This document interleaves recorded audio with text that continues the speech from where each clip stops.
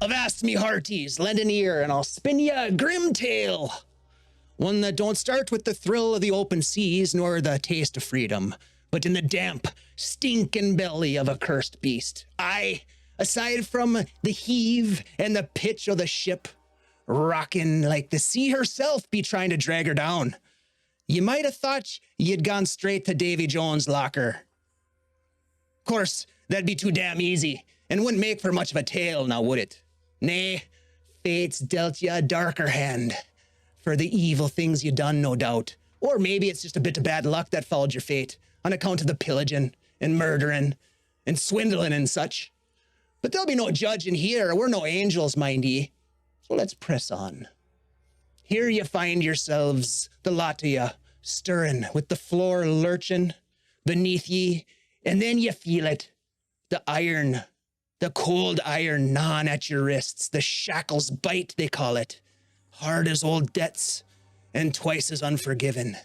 Aye, you're bound, locked tight, and nothing but a creak of timbers and crash of waves and the scent of salt, rust, and death to keep you company.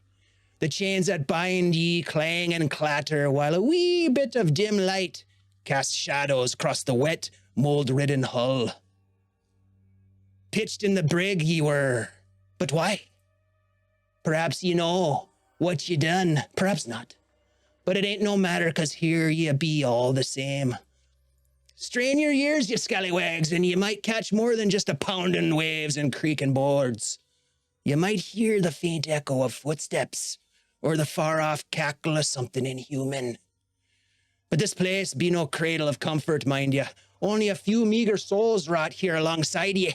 Pirates, thieves, or worse, judging by the looks of 'em. Aye, and none be here by accident, to be sure. Steel yourselves, mateys. If escape be your mind, ye'll need every ounce of wit, grits, and luck the sea can spare ye. For this here ship ain't keen on letting her prisoners go, no, not without a fight at least. My friends, you find yourselves waking in the hull of a damp, grimy brig. You can tell you're in the ship. You can feel the movement of the waves smashing against the hull. The chains that you are shackled to rattle with your movement. You look around, there's a bit of faint light. There are others shackled next to you, perhaps members of your crew, perhaps strangers. I would like each of you to introduce us to your character, what they look like in this moment, and maybe, just maybe, there are thoughts or theories on why they might be imprisoned in this brig. And I'd like to start with Jinxie.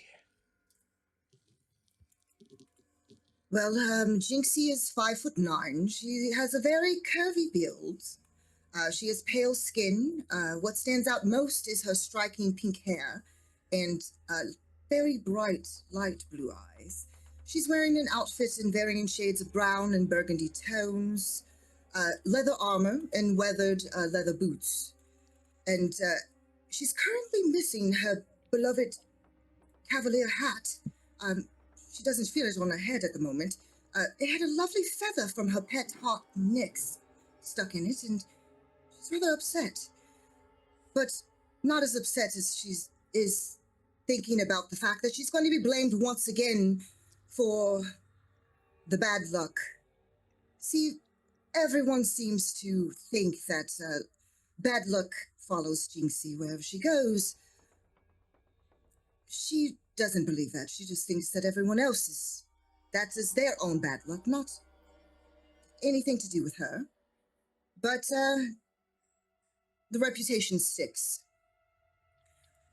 She also too believes that it could be this imprisonment due to the fact that she ripped out the throats of about 10 crewmen of this ship in order to try to protect our chef, Scallywag, from imprisonment. I mean, the crew has to be fed or they're not going to want to do their jobs, as we all know.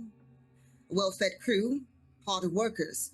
But also too, she was very, very hungry as of late, since she could not feed upon her crew members because they were kind of needed. So here we are again.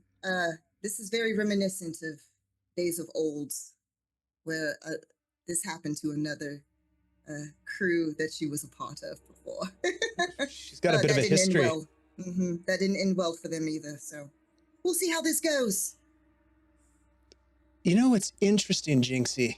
You feel a coldness in your left hand, but it's familiar to ye.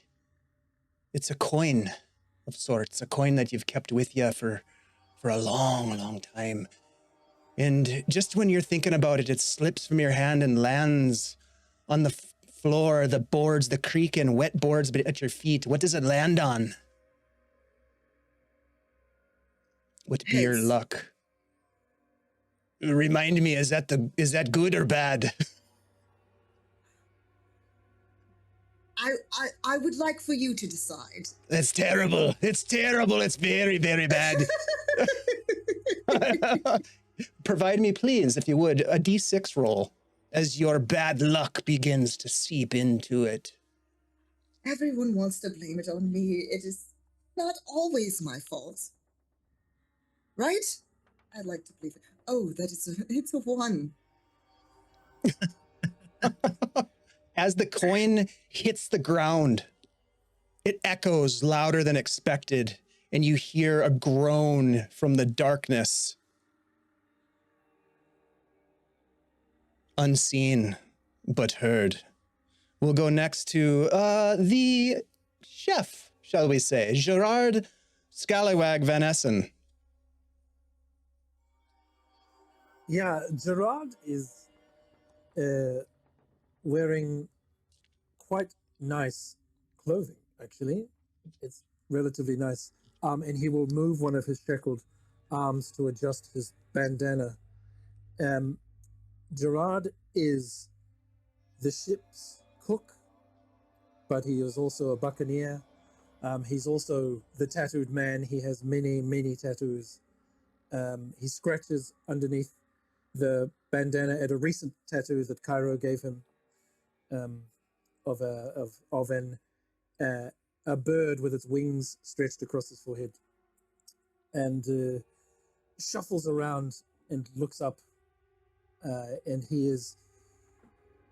has well kept facial hair.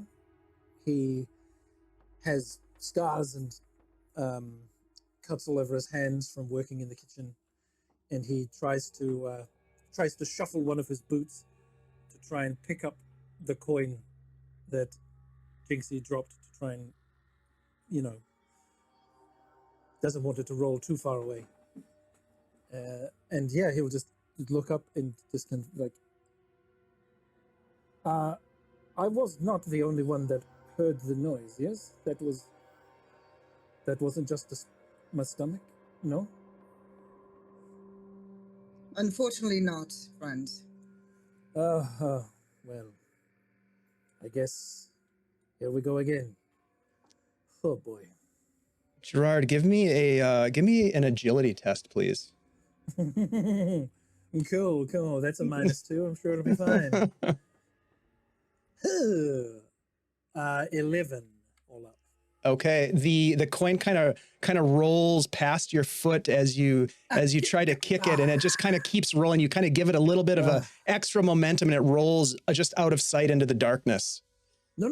Oh. And we'll go next to Cairo. Cairo has bright purple hair and is covered in tattoos and ink, and their face is also covered in tattoos, and she noticeably is missing an eye, which is kind of unfortunate when you're a pirate and you're a cartographer and you're a tattoo artist. And she suspects the reason why she got thrown in here is because she was tattooing the upper thighs of a Commodore's wife. Oops. But yeah, I'm looking around. Can't see. I usually have a fake eye think that it's popped out. I look around, I don't see it anywhere, and it's definitely not in my eye. I could feel it if it were. You know what, Kyra? Let's get a presence test. And that's going to be a deep roll of d20. Yep, d20 and add or subtract whatever your presence score is, and then you're going for a 12 or better. Oh, good. I got a 15. As you watch this coin continue to roll towards the darkness, right before it disappears, it kind of spins ever so slightly, and on one side of it, for a faint moment, you could swear that you see an eyeball looking at you, and there's a lid that blinks, and then it disappears into the darkness. What in the hell was that? And we'll go next to Father. Father is a frail man, wearing just rags, dirty rags. You can see crawling in his beard maggots, because underneath is a necklace of toes, which he collectively refers to as his children, but individually by name. And he just picks up one of the toes and says, "Deep will take us now, Sebastian." And he pops it in his mouth like a candy necklace. Would you say he's got a bit of a foot fetish then? Just a bit. Creepy as shit. You know what, Father? Give me a toughness. Give me a toughness check. This is going to be a little bit easier for you because you're creepy. This is going to be a 10. A 17. Yes. The toe has a flavor to it. Familiar flavor. What does it taste like? Tastes like black tea and bourbon. Aye, a true pirate's swill it is. I like where your head's at, Father. And then we will move to the dread. The dread. And that's where we're going to take a quick break, because we're going to bring TJ in. TJ has arrived. We'll be right back. Just stick with us. We're going to break, and then we'll be back.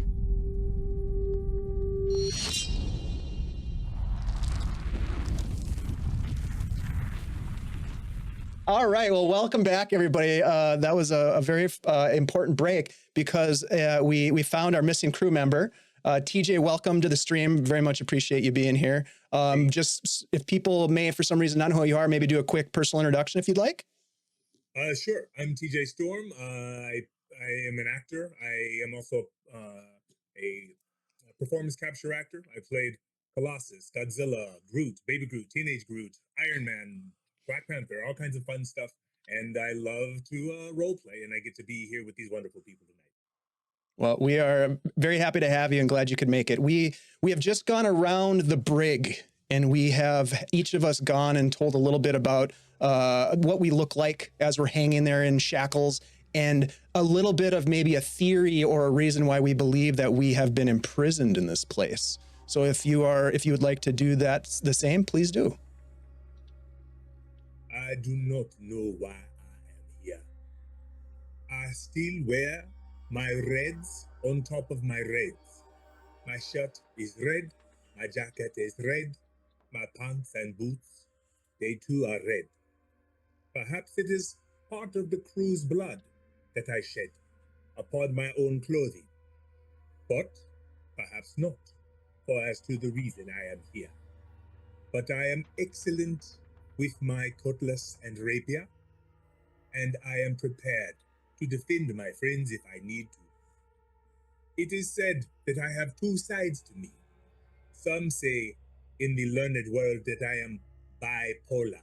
I do not know what this means, but sometimes I am happy, and sometimes I am dread. For this, they call me the Dread Duppy Ray. In your language, the Red Ghost.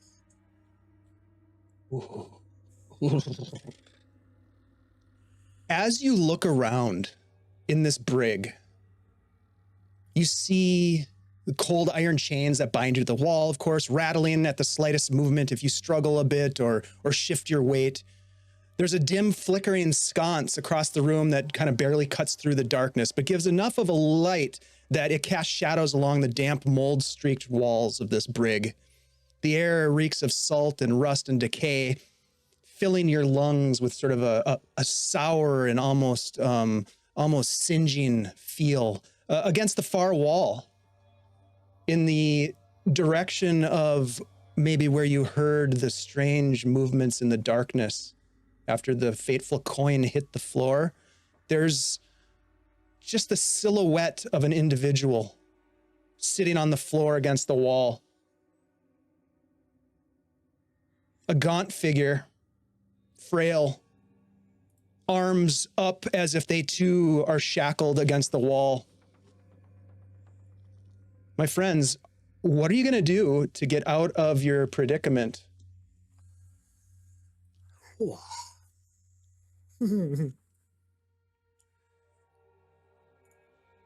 man. I do a little spin. Just one. Hmm. Holy man, do you think that we could use one of the bones from your toes, maybe to lockpick the shackles?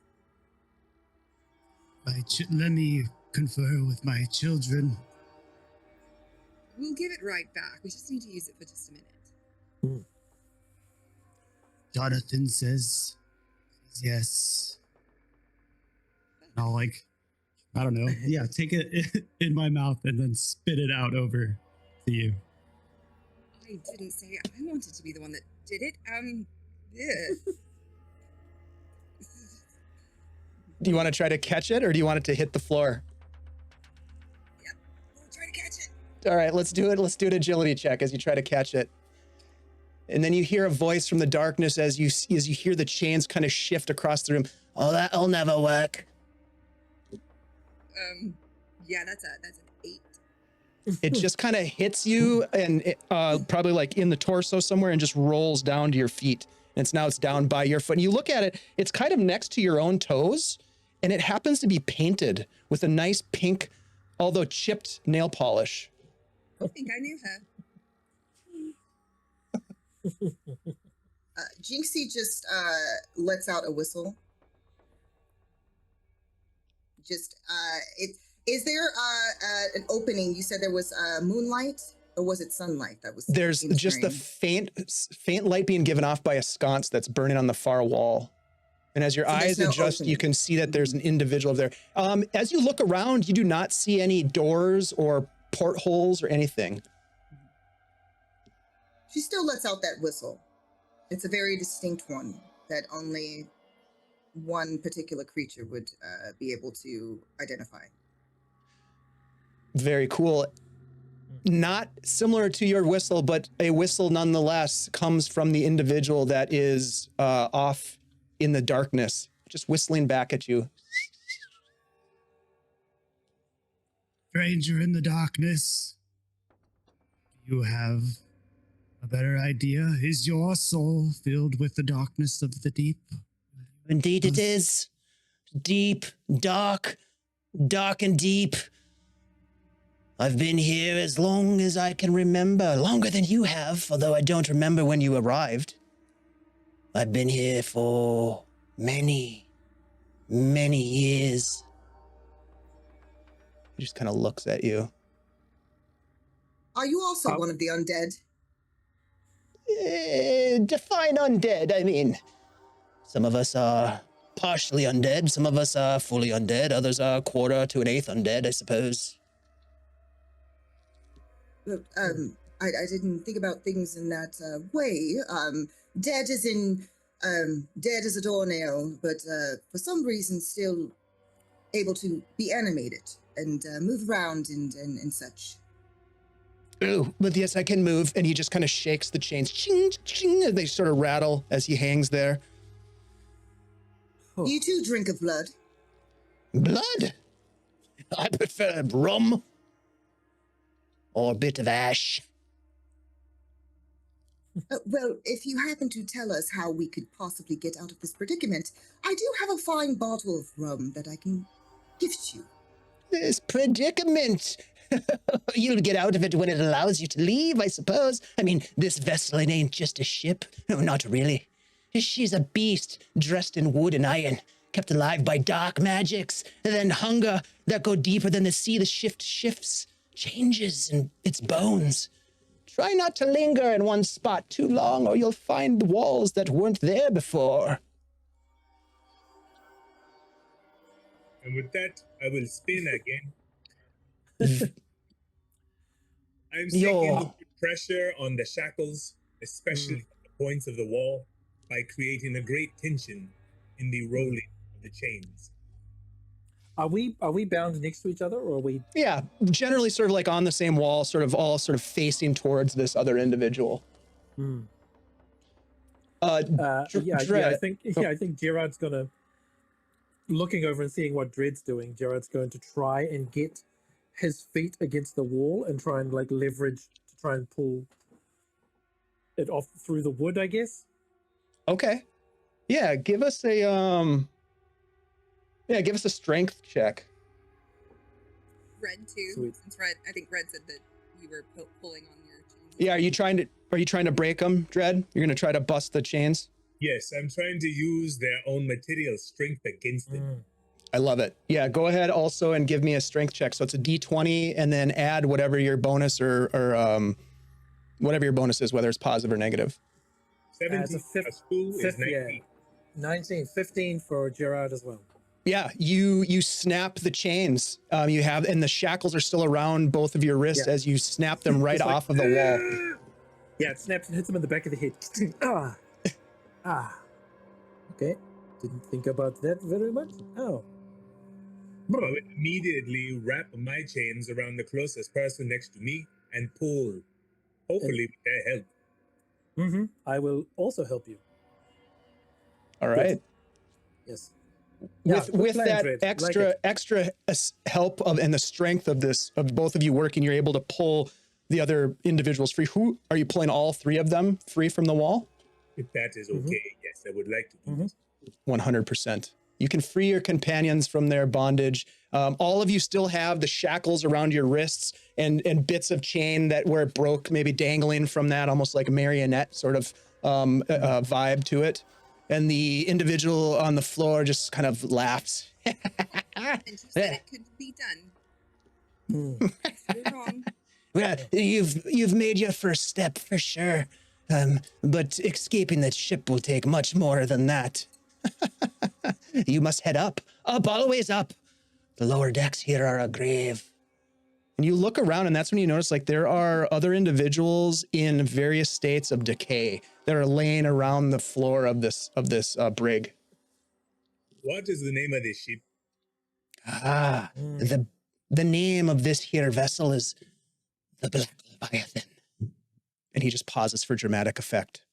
Have I heard of this before? Have any of us heard of it? Perhaps you have. Why don't you tell me what you've heard of the Black Leviathan? Well, I suspect the reason that I'm here is a long time ago when I was a double agent for the government. I crossed Bernard the Blackheart, who, as we know, is dangerous, and he has been after me ever since. I don't believe he was the captain of this ship, but I could be wrong. He may have taken over. If he has, not great.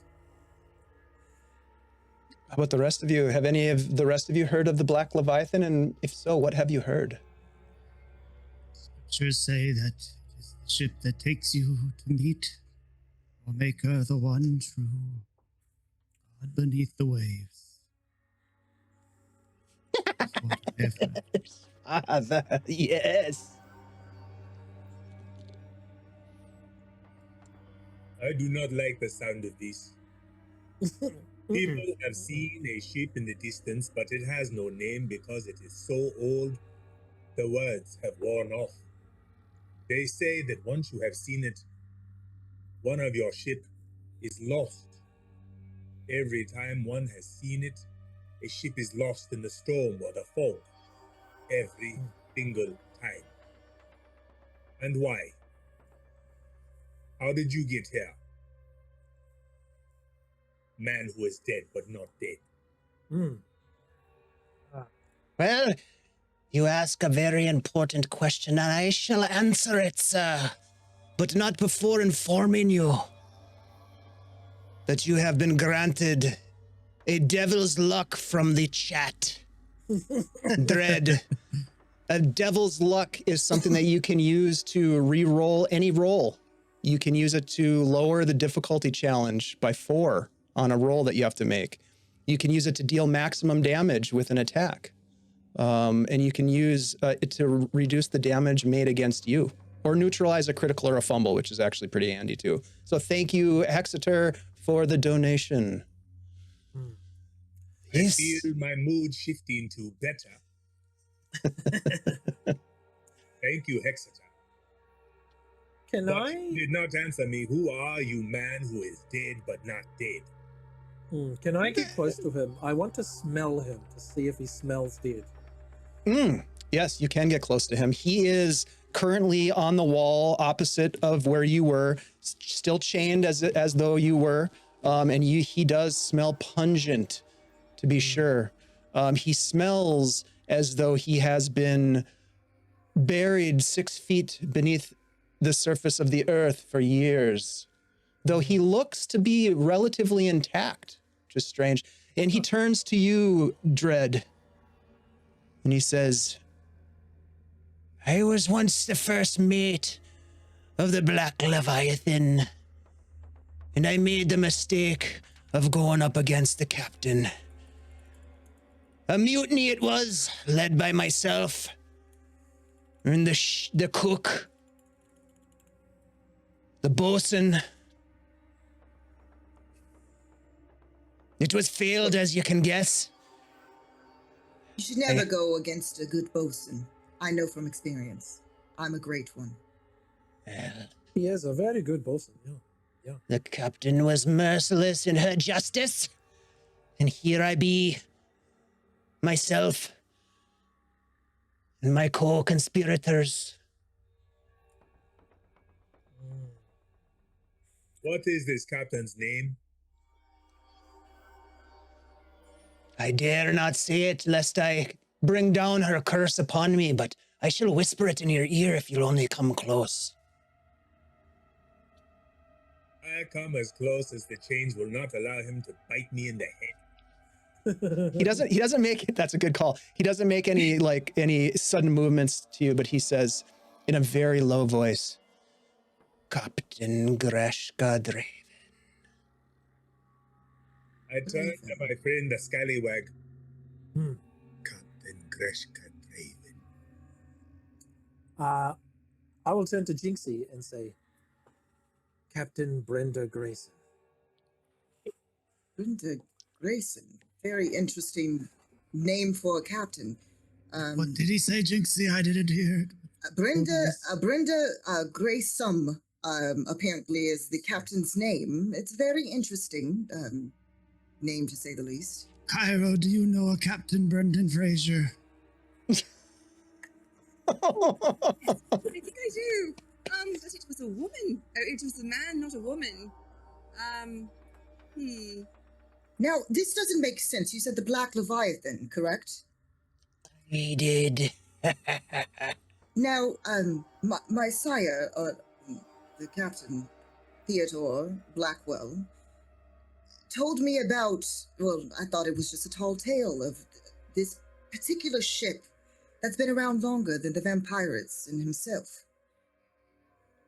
We are aboard that very Leviathan, Black Leviathan. Could there be more than one? I don't know. It's possible. That's hard for me to believe. Is this a bad thing, Jinxie? A good thing? Well, I would say it's bad for a vampire that's been around for longer than any of us have been around. And including multiple generations of our family, if you have one. Well, I would very much like to find my things. Is our gear anywhere? You start to look about, and you can see as you maybe grab the sconce. There's like a torch or a lantern in the sconce. Let's say it's a lantern in the sconce, and you bring it over and you look around. You can see, yes, indeed, there is a pile of your gear there. Cairo, you have a devil's luck from Chills. Thank you, Chills.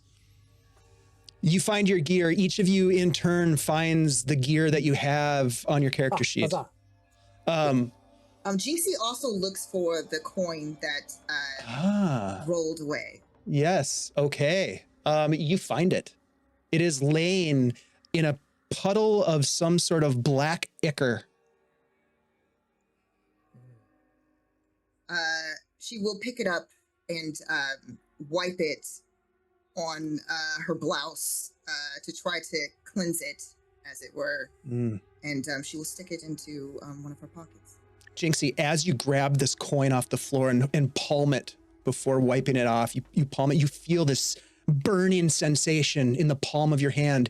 In turn, each of your companions feel a burning sensation in the palms of their hands.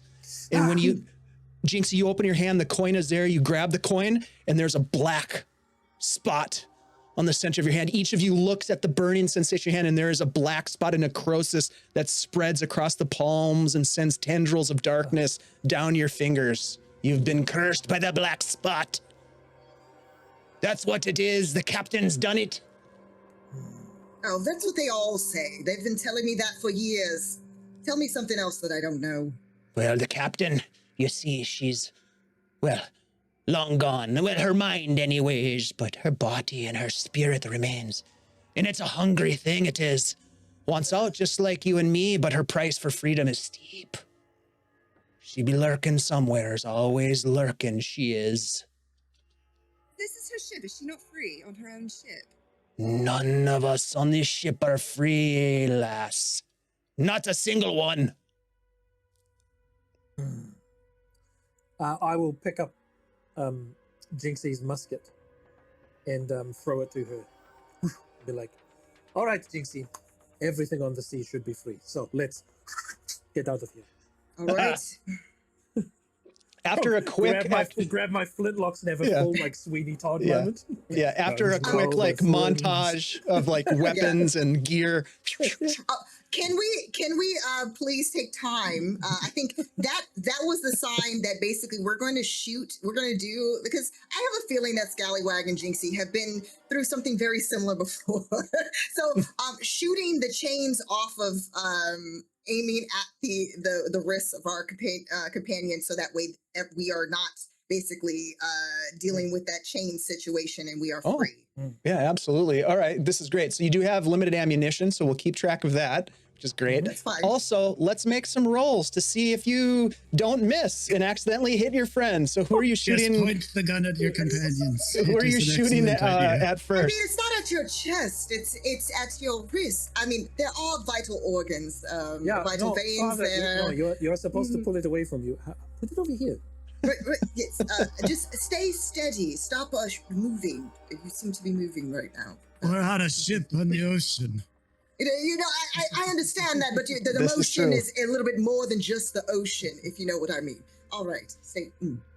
I will hold Father's arm down while you aim at the.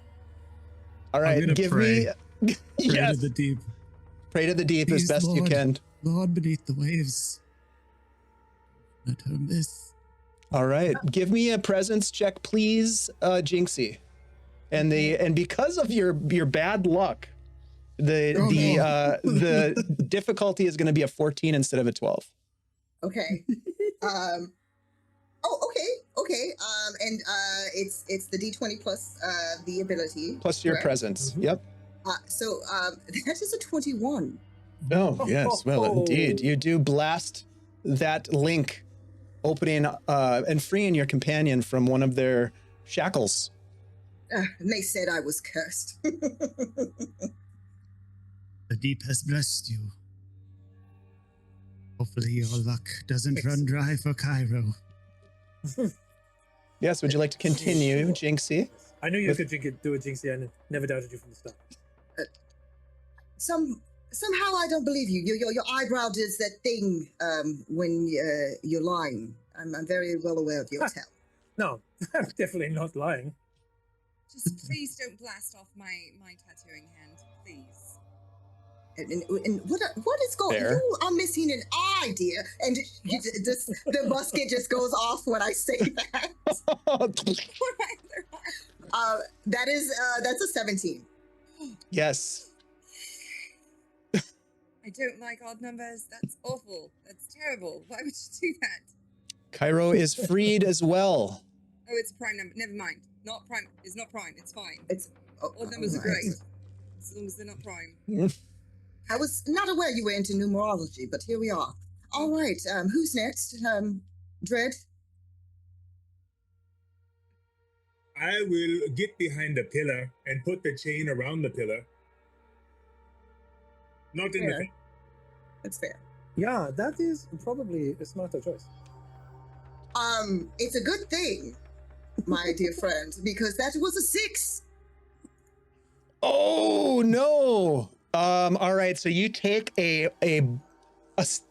ball to the wrist. Let's roll damage, please. Against your companion. Wait, is that Jinxie. me rolling? Yeah, you're rolling damage against the dread. Oh. You know, I like to think that the father with all of that talk of see, if you didn't say anything, we would be fine. This is great. Welcome to the game, TJ. And then one of your 3 own points party of members kills you. damage? Oh 3 no! points of damage. Oh my god. That's actually pretty low for a musket shot. So that's not bad. Yeah. It's merely a flesh wound. It would heal, I think. I grit my teeth and my mood becomes darker. Do you want to try again? Try it Jinxie? again, please. This time not in the flesh. Understood. It'll My be easier this apologies. time. It'll be a 12 target this time. Oh, fantastic. That was a 19. So. I go and tie off my wrist. I will go to the dread and fish out from my bag one of my little pre-prepared meals, because I'm a cook. I have meals that I've prepped, and I'll be like, Meal prep. yeah, Oh. just chow down on one of these. It'll Do help. you need me to clean that off for you? If you eat the meal, it heals 1d4 of HP. I look at the meal. Is this locally sourced? Yeah, you could say that. Thank you very much, my friend. Scallywag, you are a dream. Why is she looking at my wrist like that? She is making me nervous. I will go into this corner over here.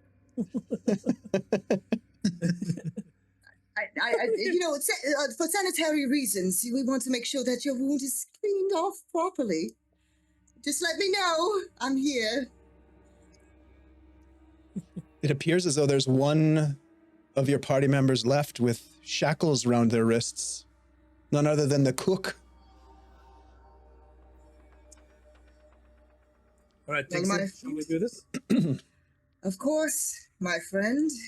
You always have faith in me. You never believe in this bad luck that everyone Bah. says that I carry around. What nonsense. Why would it? Totally fine. Shot the dread. It is 18.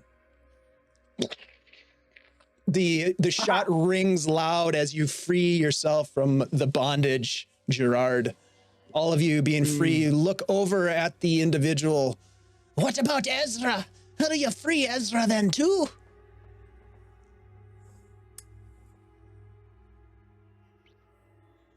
I must ask you if you are as dead as you smell. Why have you not freed yourself? Hmm. Your skin and bones. You could walk away at will. I was detecting some earthy notes there. I've never thought of it that way. Just walk away. Free myself.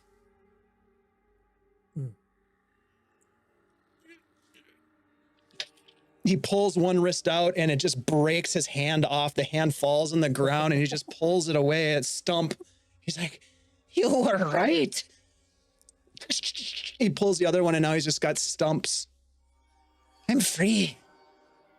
Thank you for the advice.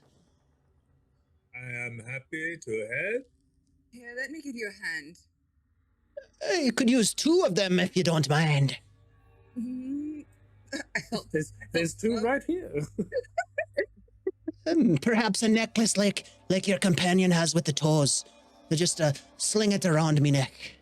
Father's gonna go and pick up one of the hands, like very sneakily, and pick it up and break off one of the thumbs and add it to his necklace. That's me. That's me thumb. I'm gonna need that. You, my child. Child, this is creepy, man. Creepy, man. Well, I must thank ye for setting me free. I will tell you a good piece of advice in return. They built the Leviathan as a smuggling vessel, so there's ways through the decks if you know where to look. Secret ways. Other prisoners have come through here, to be sure, but none have made it out. They now roam the rooms as wraiths. Beware. Be wary.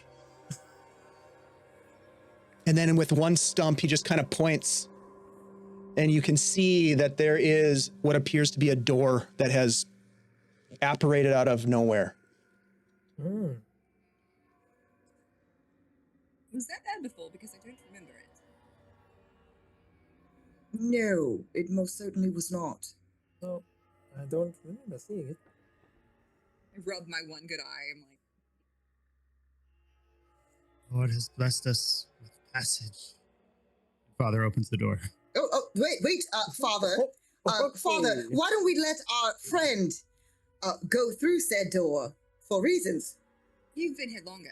You deserve it. You guys all Obviously. look at the door, and then as you're having this, you're saying these things, you turn back towards Ezra, and he's gone. Oh. Well, there goes that plan. Yeah, that is okay. Yeah. Right. Okay, all right. Mm. I guess we're sneaking through. One by one, you make your way through the doorway. Yes? Do any of you hesitate upon this path?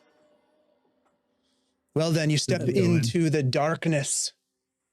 Perhaps Gerard has the lantern yet in his hand, casting a bit of a glow into this place. You see yourselves as you step inside in a musty cargo hold. Crates are stacked haphazardly. Rats skitter from the light as you enter. The air is thick. Again, the stale odor of decay and sea salt. And there's a faint, unsettling hum that vibrates through the wooden floor planks.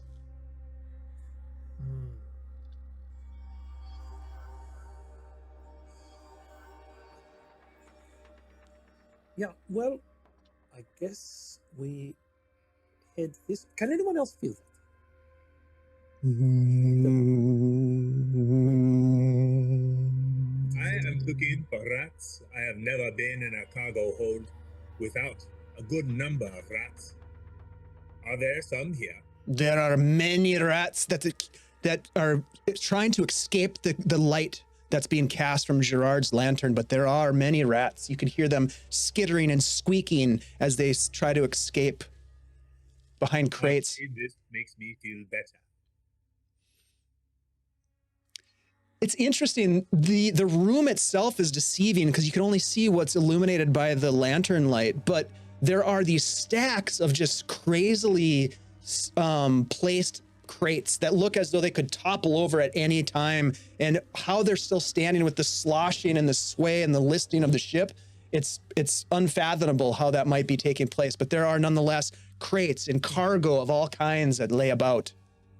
Are they closed or are they open? They're closed.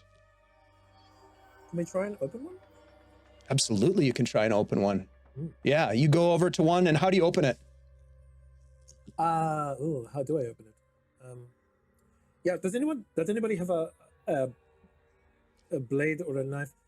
Dread, I know you have some blades, but I'm wondering if anyone has just like a knife. Wait, I'm a cook. I have a knife. I'll pull out like a little steak knife and be like. As this is happening, I should also remember, Jinxie, as I can see you now. Let's get a flip of your coin, please. Tails. Okay. You sort of feel a sense of relief at that result, the outcome from your flip of the coin. It's like your impulse. You're compelled to flip the coin as you enter into this space, almost as a nervous twitch, perhaps. But it ends on what you expect to be perhaps a good fortune. Yes. Gerard, you get the knife in there and sort of like clink, pry up the nails that are sealing this. Give me a D8 roll, please. Ooh, D8. 1. You pop open, and right away, as the seal is broken on this crate, you smell this deliciously putrid odor that just wafts out as though it's been encased in this crate for hundreds of years. And you curiously look inside because you can't help it. You're a chef. God damn it. It is a crate of moldy cheese. Ooh. Well. This is quite a bounty. Okay. Does anybody want some of the? No. Okay. You seal it back up. The aroma lingers. Let's be honest. It's like Lindbergh times 10. Oh. Yeah, bad. And you said that it was a good thing that I flipped. Interesting. This was his luck, not yours. It was very, very fitting as well for our cook. Anyone else? What are the rest of you doing? Oof. How about you, Cairo? What are you doing in this as you walk into the space? I'm kicking the rats. Ooh, Kicking them away. yes. Don't like that. Hate the rats. Not interested in the rats. Do not want my garb to be chewed up. Give me It's already tattered enough as it is, being shackled down here. Ew. Give me a strength test, please. Meter beat a 12. Okay. That's good. I rolled a 16, and my strength is a -1, so 15. As you boot this rat across his head over tail, just lands in the darkness with a thud. And that's when you hear a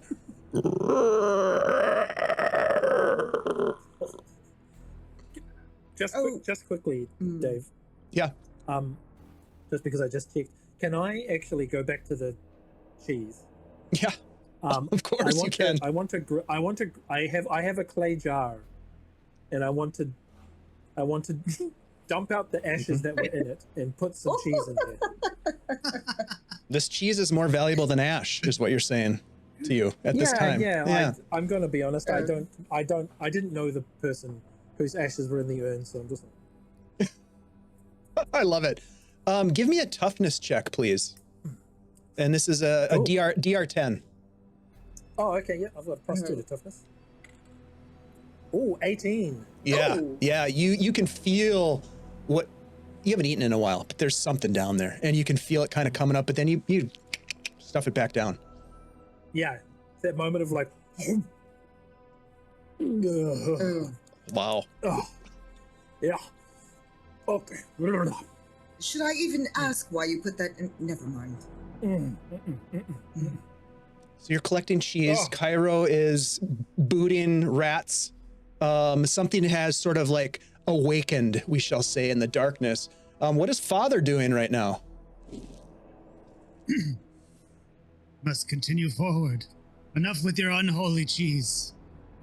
Swiss. Must keep going. He calls us from the darkness. He's gonna just keep going towards the sound. Is that connected to his holiness or the deep, that noise, perhaps? We all are connected to the deep. But you're saying that you do not know that whatever made that noise. I'm assuming. I have faith in it. I don't need evidence. Perhaps it's Saunders to the darkness. perhaps it's the Captain Brandon Yuri. Oh, I love you guys. That's I thought genius. it was Brenda, something or the other. Father, give me an agility check as you start to sort of like make your way through these towering, almost Jenga-like stacked boxes. My curtain keeps getting caught on my chair. 17. All right, yeah, you brush past one in the box, just it looks like it's gonna fall down on you, and you just kind of push it back a little bit, and the boat shifts a little Captain bit. Brenda Song. That Brenda Song. That's the name. As that's happening. All right, how about the dread? What are you doing at this moment? I have been around people who have a great quantity of wealth. I know how they like to store and transport their things. I am looking for the shiniest box or cargo so that I may check it and see if there's a proper rapier inside. Ah, very well. How do you open the crate of the shiniest type? First, I peruse it and make sure it is of the proper quality. Then, I will crack it safely with the edge of my cutlass. Give me a D8 roll, please.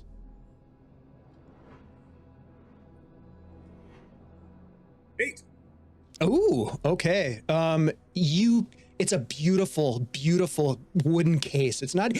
Calling it a crate would be an affront to box makers everywhere. This is a beautiful, ornate box that you find, and you are tantalized by what might be inside. As you crack it open, you find that indeed there is not a rapier, but a scroll. I will tap it with my blade. Is it in a scroll case or it sits freely inside of this case? It is wound and it is tied with a silk ribbon. Scrolls are for reading. I will hook it with my blade. Father, have a look. Of course I will read it. Takes it from you. You might want to stand back. And unfurls the scroll. Yes. Scallywag will stand behind Jinxie. Father, remind, of course I totally remember, but remind the folks that are in the chat what class you are in Pirate Borg here. Zealot. Yes, and zealots are known for being able to read scrolls, among other things. Most literate class of them all. As it were. You recognize right away in the delicacy of the script, the way, the phrasing, the poetic phrasing of the words themselves, that this is some sort of an arcane ritual. Give me The delicacy of the script. The phrasing leads me to believe it is some sort of arcane ritual. I walk away. give me a spirit test, DR10, Father, please.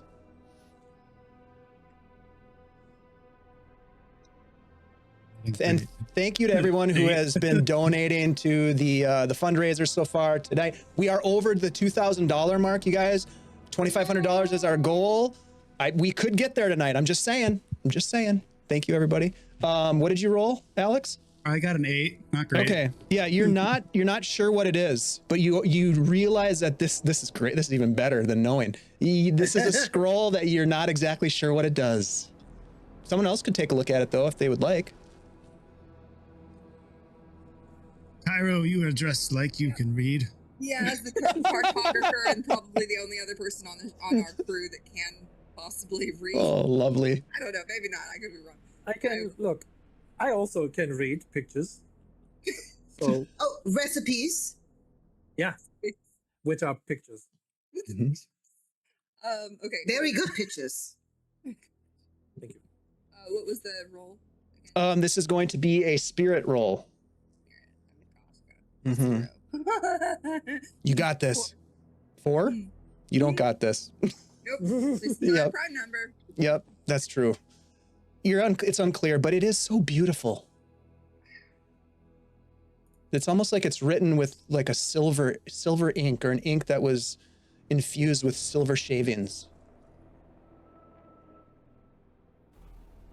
Could be valuable. Maybe we can hang on to this and You could just Hold read there. it. I don't want to touch the silver. Hold it and then let me take a look, if you don't mind. So Jinxie will go over Cairo's shoulder to try to read. Oh, and also, guys, don't forget that you have some devil's luck from the chat. So you can always use that to re-roll, or you can use it to reduce the difficulty level by 4. So instead of a 12, it could be an 8. Dude. And this is what do we? This is a spirit roll. Yep. Spirit roll. Yep.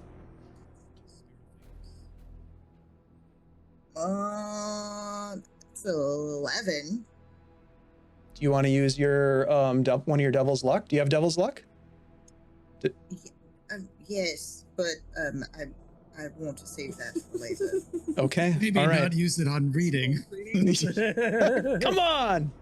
All right. So you I guys do have not no let idea on what this that is. I do not let on that I can potentially read, but I would like to take a peek and see if I can understand. Yes. Please do. Spirit roll, please. 14 plus 0. My goodness. My good dread doopy red. You immediately recognize this. The scroll carries upon it an incantation that is known across the oceans wide as Return from the Locker. If you were to read this after an individual, a creature, or a companion perhaps, has been killed, immediately afterwards, it would return to life with just a sliver of life's essence to carry it. It is in my knowledge that I have heard from a voodoo priestess one time that the only kind of scroll that is written in silver ink is the kind that can return you from the locker. But what do I know? I am a swordsman and I wander off. that's so good. I love it. Kirat's just like, I hate when he does that. I know. There's so much that I feel like Red is Very keeping good. from us, but let's not push. Look, I understand. Secrets are secrets.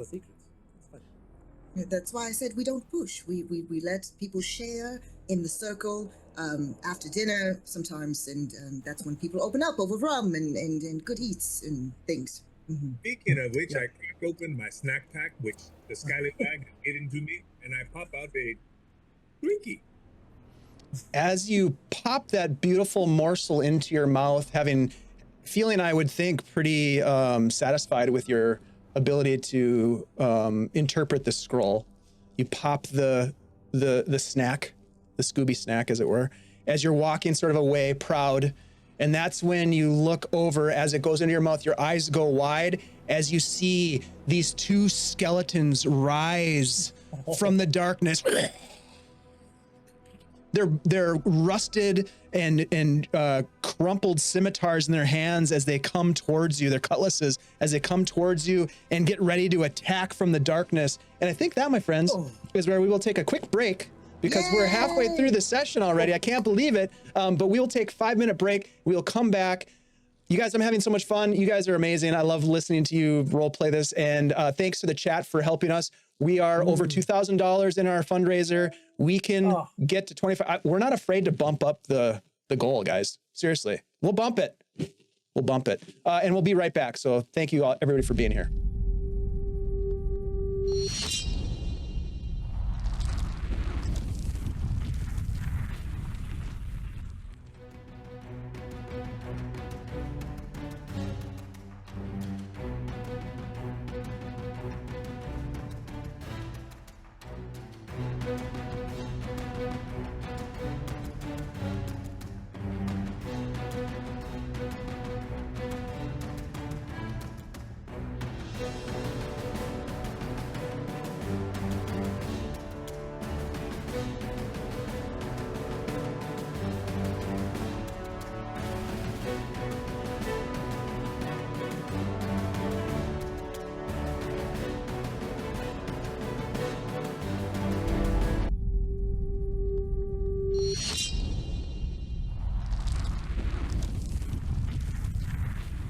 Hey, welcome back, everyone.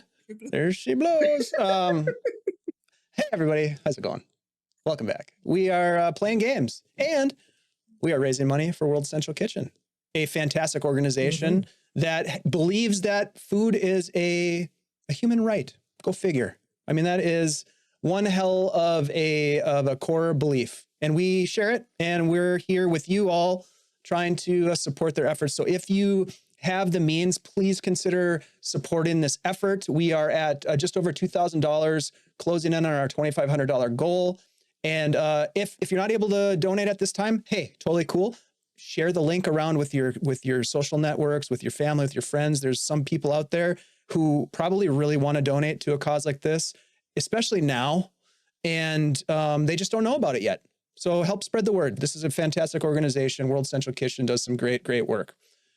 Now, speaking of great work, question mark, we've got a ragtag team of well, let's just call them ne'er-do-wells, perhaps, that are looking for some action, and they've found it because, my friends, as we dive back into this game, specifically you, the dread, Doopy Red, have walked off into the darkness, and as you are eating this morsel provided by your cook that heals some hit points for you, you see these two skeletal figures come out of the darkness. I would like someone, let's go, TJ, why don't you roll a D6 for initiative? We'll do group initiative here. And we'll just get, we'll get it. 6. I don't know if that's good or bad, but okay. A 6 is pretty nice. You guys get to go first. So I will say, Dread, as you see this happening, these two creatures coming at you, what would you like to do? This is what I live for. Second only to my Twinkie. I am about to take a delicious bite of this wonderful morsel. Right when the skeletons appear, and it is at that moment that I decide, yes, today is a good day. I would like to throw my Twinkie in the air, strike them once each, and then return to my Twinkie and take a bite. That is what I would really like to do. Let's give it a try. Let's give some attacks. You are, and remind of course I totally remember. Remind everybody what class you are in Pirate Borg. I am an ostentatious Spencer. Fuck yes. Let's get fencing. Go ahead and give me some strength rolls, please. 2 of them to be specific, and we'll see what happens to these skeletal scallywags. I hesitate to use scallywag because, I mean, that's a term of endearment for one of our characters. I rolled a 16 and a 14. Both of those will hit. Both of those. Oh yes, both of those will hit, my friend. Go ahead and roll damage, please. What is the damage for a rapier? A rapier, my friend, is going to D8, be. I'm pretty sure. That sounds right. It is a D8, yes. Thank you. The first one is a 2. Okay. The second one is an 8. Oh, nice. You cut through them and they both fall to the ground and totally fall apart into bones. I only wish to see what they fall into after I have caught my Twinkie. I will wait for them to hit the ground. Then I will turn in profile to my friends who hopefully saw that and take a slow bite.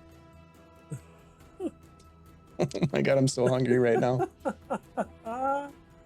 Beautiful. All right, as you, and you all see this, right? In the glow of the lantern light, your companion just with swift slices of the rapier and then reaching up, grabbing the Twinkie. You see this happen.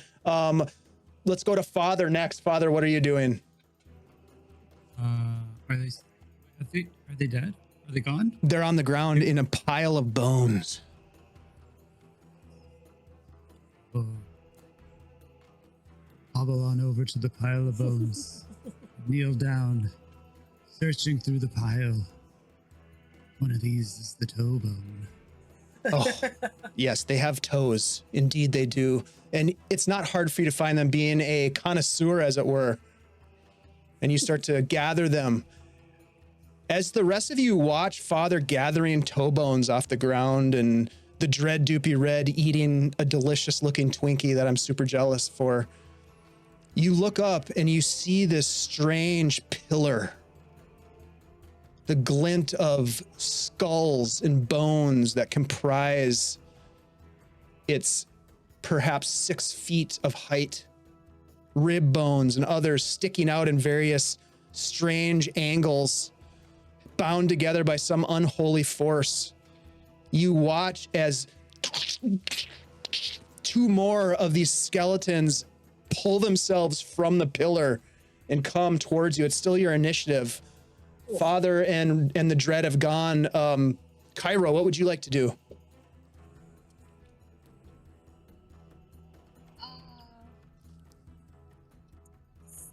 So I have my stuff on me other than my eye.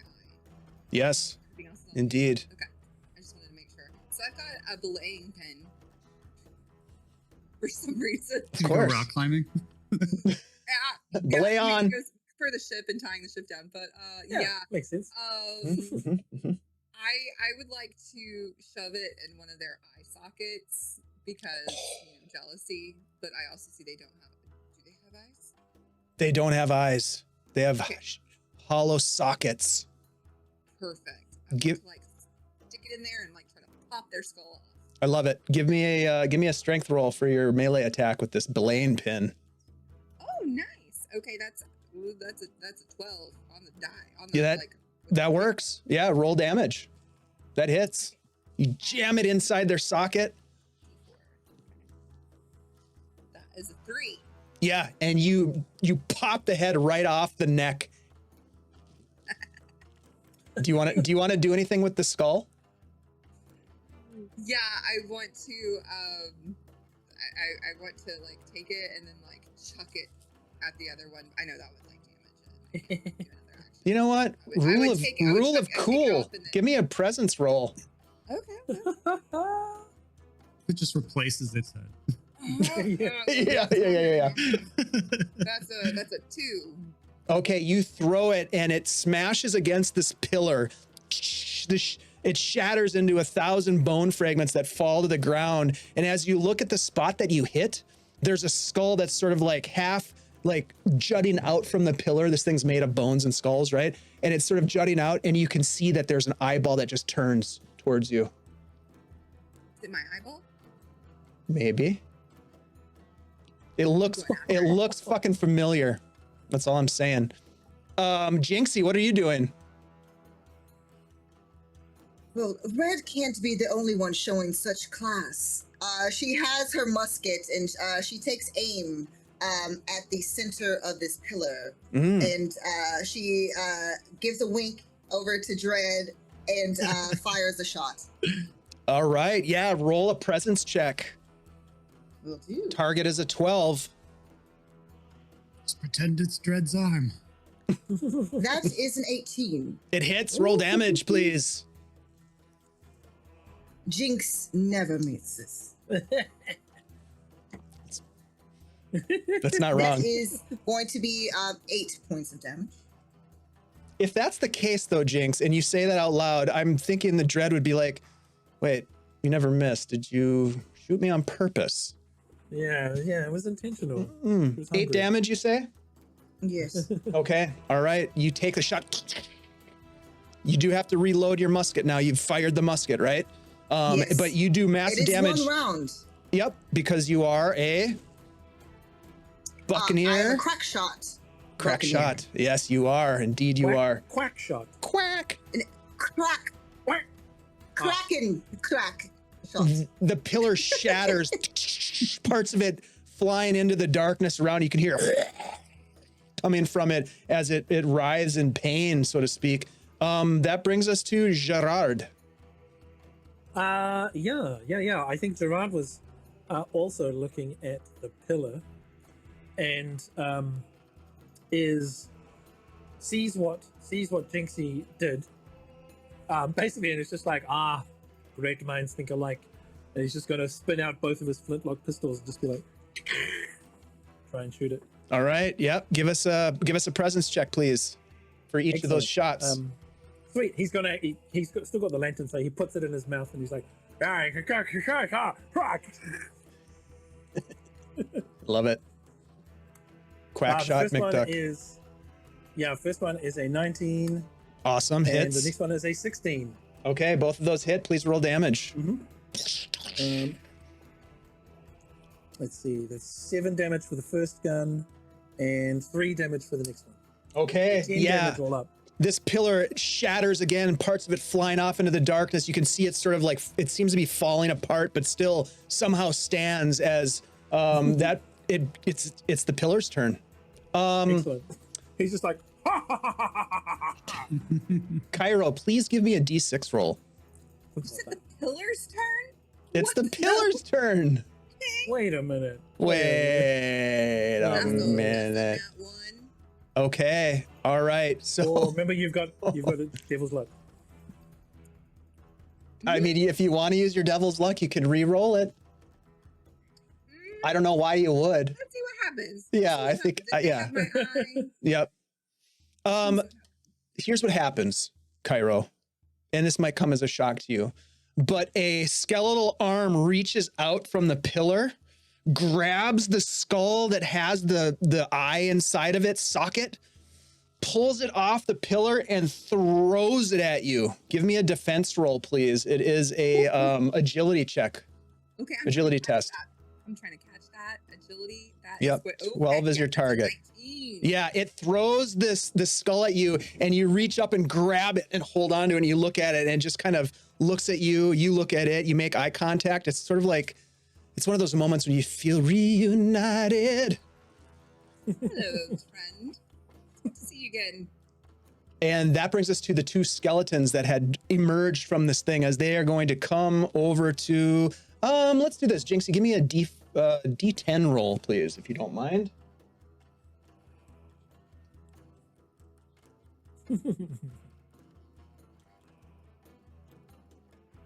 Sorry, that was a 5. Okay, they come. What the first one comes over to Father. Father, give me. They swing with their cutlass at you. Go ahead and give me a defense roll, which is agility.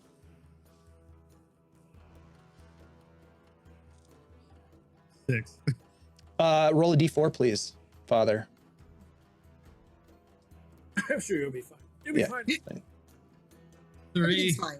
You take 3 points of damage as this rusty, battered cutlass slices through you, totally getting tetanus. You've definitely got tetanus as it cuts through you. Oh, my middle parts. Father, give me a D10 roll as the second one comes forward as well. 4. And it comes towards the dread Dread, give me a defense roll as this thing. It's a agility check, please, as it swings towards you. I got a natural 20 plus 3 because. Oh shit! You get an automatic attack at it if you'd like to take a swing, which you totally should. Riposte. Yes, you do. Oh God. Yes. Oh, I love this. Well done, sir. Well done. With a mouthful of food, try not to too rudely go, I never miss. Oh, I love it. That's a good. My attack is 14.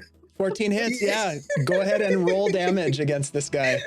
Jinxie turns, glares. Yeah, Scallywag leans over to Jinxie and is like, "They're all okay. You're all fine.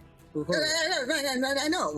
You're eating your snack and riposting, and you just slice its head right off, and it just rolls on the ground, rolls off into the distance. That is their turn. Let's go ahead and roll a d6. Let's see, Gerard, why don't you roll a d6 for us for initiative? All right, d6. Oh, a 5. A 5. It's you again. So why don't you go ahead, Gerard, this time? You can go first. Sweet. I will. Gerard has to reload, so I'm going to do that cool thing where I will slide with my back to a crate, looking around, and do like a quick reload. The crate with the cheese. I say quick reload, but it's, the cheese crate. I'm behind the cheese crate, like Oh my god! Powder. Love it. All right, so you're reloading. What about Cairo? What's Cairo doing? I'm popping the eye out of the skull and then putting it back in my head. Yes. Okay. Yeah. You don't have to roll for that. You pop it open, you jam it inside your eye, and you see through this eye black and white. And you can see this strange energy pulsing from this pillar, a darkness that's threatening to overtake the room. And it's almost like you can see the dark energy through this eye, this cursed eye. What about, go ahead. You want to react to that? Yeah, I think we need to fuck this pillar up. I think it's not going to stop throwing things at us until it's depleted. So we need to attack that. Not looking good. Jinxie, hearing that, what do you do? Now, just to be clear, did I spend enough time to reload my musket, or do I need to take this time? This is the one this round. Would be it. Yeah. Seeing as Scallywag, has done this dramatic slide, Jinxie is not one to be shown up by any means. So she makes sure, once hearing that we had to fuck up said pillar. She goes and leaps off of said crate with cheese to basically get in a better advantageous position with her musket as she leaps, and then she's shoving the powder into the musket as she lands. Don't worry. As you say, I shall fuck it up. Slow-mo in the air, John Woo doves. Yeah, totally. Crackling of sparks in the background. No reason. There was no reason for it. It just, it happened. Just a downed electrical line. It's fine. Don't worry about it. Yeah. It's rats instead of doves. Yeah. Let's go to Father next, and then we'll go to the Dread. I feel like this is pretty character appropriate. I can only cast spells on things I can't see. So when Alex says character appropriate, the rest of us are like, Father's gonna also do a less dramatic slide to the cheese crate and stick his hand in, like both hands, grab 2 big chunks of cheese and just shove them in his eyes. And then oh my god. I smite you with the power of the deep. And I'm gonna cast my curse. All right. Fail the roll. And just to be clear, you're casting it against the pillar, or you're casting against the skeleton that's still up? The pillar. Okay. All right. Tell us about this hasn't curse. Been attacked yet, right? The pillar. No, it has. Yeah. It's been blasted with a musket and some pistols. So this is just a DR8. Yeah. Some flintlock pistols. I got a 7. I'm gonna use my devil's luck. Devil's Yeah. luck. Yes, do it. Reroll. Oh my God, I got a 1. Oh no. That, you know what that means, It's right? not my fault. It is not my fault. Do you have to roll on the mishaps table? Oh, Let's do it. We're rolling on the mishaps table. Hold on a sec. Let me grab it. This is Mystical mishap. this is great. This is can't. terrible. I have There's one nothing hit that point. could go wrong here. This is totally See, fine. this is someone else's curse, not Jinxie's. Not Mystical Jinxie's. mishaps. So good. Okay, give me a d20 roll, please, Father. This is amazing. 17. Your mind wavers, lost as it were, at sea for what seems like 3d10 years. Roll 3d10, please.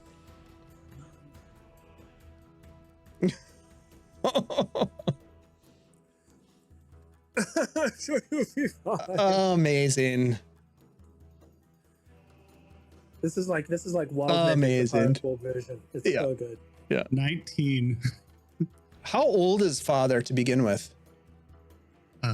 Like 80. All right. 81 tomorrow. The rest of you watch as you are all sort of taking cover behind the cheese crate. You watch as Father comes by, grabs cheese, slams it in his eyes, Oh, and then Dude, the eyes are good. tries to cast some sort of a spell, and then you watch as it fails, and he ages 19 years to the old age, the seasoned, almost cheese-like state of 99 years. yeah. I'm ready to run for president of the United States. Give me a toughness roll, please. We're gonna make this because you're old and you shouldn't even be running anymore. We're gonna make this a difficult challenge. 14, please. No, I got a 13. Oh no! All right, give me a D4 roll.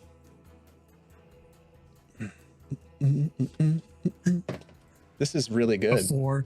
A 4. Your agility, your strength, and your toughness all are decreased by 4. Oh. Agility. Strength and and toughness. toughness. Wow. You just I'm watch fucking as useless. this old fella becomes decrepit. Oh, Decrepit. And finally, as all this is happening, we'll go to the dread. I am licking the Twinkie off my fingers when I notice that Scallywag does a roll behind the cheese. I think to myself, that is odd, but whatever. Then through the air, Jinxie goes flying behind the same cheese crate. Okay, perhaps this is a custom in this place that they go jumping behind the cheese crate. Then the old man, he runs and he puts bad cheese in his eyes when he could have simply closed them. I don't know. But he put cheese in his eyes and then he used magic to age himself. Not the cheese, himself. The cheese is already aged. Cheese is already aged. Yeah. So I think to myself, I will ask Cairo for her opinion. She is staring face to face with the skeleton. Okay, I'm going to leave this over there. I see that it's just me and this simple skeleton that is chasing Father. I cannot let this skeleton get close to Father because I don't know if he is going to get up. So I will attack the skeleton that doesn't look that much different than Father. That's true. Give us an attack roll, please. I rolled great grandfather. 11 plus. Is it my agility? Is that correct? If this is a sword attack, this is going to be with strength. 12, 13. which hits. Give us a damage, please. 6. 6. Yeah, you cut the second skeleton down. It crumples to the ground. I will roll to the cheese. You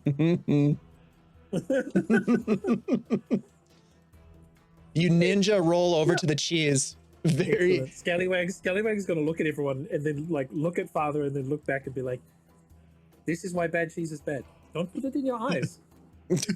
Everybody knows that. It's not for your eyes. Oh. Is this pillar something we should worry about? Mhm, As you mhm. ask that question, give me a D6 roll, please, Dredd. 5. Uh-oh. With a 5, you all hear, all 5 of you, hear this blood-curdling, shrieking, horrid laughter, a cackle that infects your mind with a chaos. I need you each to make a spirit roll, please. Oh. Lest you succumb to insanity. Even Can though I you're use a already devil's luck insane. to lower it by 4. Absolutely you can. Yep. Okay, great. Because my spirit is -2. Cairo, what was that? We can use it to re-roll too, right? You can use it to reroll as well. do that. Yep, Mind. yep. All right. What is the top? You are rolling spirit and you're trying to hit a 12 or better. Can I use a devil's luck? I rolled a 9, so I'm gonna pull it down by 4, if I may. Yes, you may. Yep. So did anybody fail? You said it was a 12? 12. Yeah. Like, and you have to beat that. You have to meet or beat a 12. 13. I barely made it. Okay. Everybody's good. 12. Cairo? Not only did I fail, it's a prime number. Oh, no! Okay, so this is Cairo hates fun. prime numbers. This is fun, Prime Cairo. So numbers. you go temporarily insane for the rest of this encounter, but you get to choose what that means. Okay. I see the cheese. As I saw what the cheese did to Father. Yeah. The cheese? There's something wrong with the cheese. The cheese is the enemy. The cheese is doing this. It's not the pillar. The pillar is fine. The skeletons are fine. The cheese is cursed. There's something wrong with the cheese. I need to get rid of the cheese. Somehow I need to get rid of the cheese. The cheese is causing all of this, like even us being here. It's all about the cheese. Gerard has a lantern in his mouth. Yeah. He's holding a lantern in his mouth. You could burn the cheese. Oh my god. Or you could cut the cheese. Either way, it's fine. I think Father's already done that. Oh my god. I thought that was just the cheese. She could be right. Oh my god. Cairo, give me a D6 roll for initiative as we enter the third round of total chaos and absolutely beautiful roleplay. This is wonderful. 2. Okay, give me another D6. The pillar gets to go first this time. 4. Ooh, yeah. All right, give me a D10 roll, please, for a target as another one of these arms comes out of the pillar, grabs a skull, tears it off the pillar, and throws it. 7. Oh, it's a fucking prime number again. It is a prime number. Yeah. 7's my favorite. April's favorite number. Lucky number Well, that's 7. saying something. Meanwhile, a skull flies across the cargo hold and is headed right for Jinxie. Jinxie, give me a defense roll, please. Agility. 12 or better, please. I shall use my devil's luck for this All right. because that was a natural 1. Oh, yeah. No. No. This is much better. Okay. So this is going to be a 17. 17, you dip out of the way as this skull comes flying across, leaving sort of this trail of green energy behind it and slams into the wall and shatters. Let's go. You know what? I'm really curious to go back to Cairo. What are you doing with this crazy cheese, this vendetta that you have against cheese? Please tell us. Okay. I am going to grab the rats and I'm going to try to put them in the crate with the cheese so maybe they will eat the cheese and destroy the cheese. And then, I don't know how to get rid of cheese, but I do know how to get rid of rats. So, and I'm crazy right now, right? So putting the rats in the cheese so that I can kill the rats after they eat the cheese. I love everything about this, even though, rats are cool.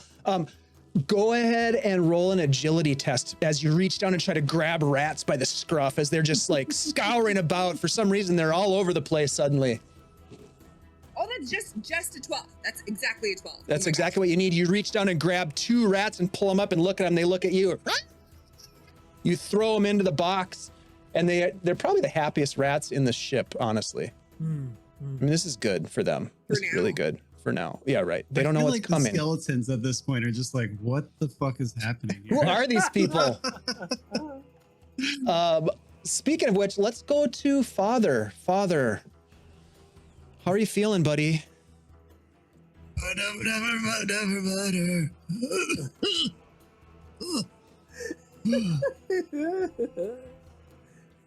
What would you like to do?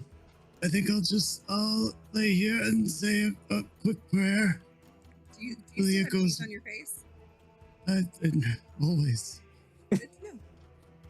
And I'll try to cast another spell. Yes. Not die. At the pillar, of course. Yes, of course. Goodness, 18 this time. Okay, that works. What are you casting at the pillar?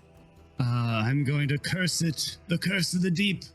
Which does D8 plus spirit damage. Yes. Oh, the fucking 1. A 3. 3. Describe for us, Father, how you just exactly hit the number of damage points needed to destroy this pillar of bone. Nice. Say like the air fills with like the smell of salt water and like rotting algae and seaweed, and then like his eyes just like go all black, like they're just one like a giant pupil, and all this like water just like sprays out of his like old withered body and just like shoots at the pillar. Yeah, and as it slams in the pillar, bones just fly in all directions, and as the water it's almost like a wave splashes against the wall, and as it sort of recedes and pulls back, you can see that below where the pillar was standing is a trap door.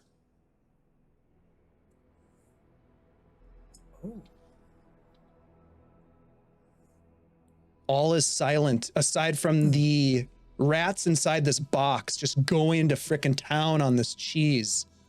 Am I still mad? Yeah. Well, you start to sort of come out of it now as the encounter is coming to an end. I have another if rat you'd in like. my hand and I'm about to put it on Father's face. I can start attacking and eating Father's face. Arrow, what are you doing? Oh no. What are you doing? Cairo, what? The cheese. I don't know.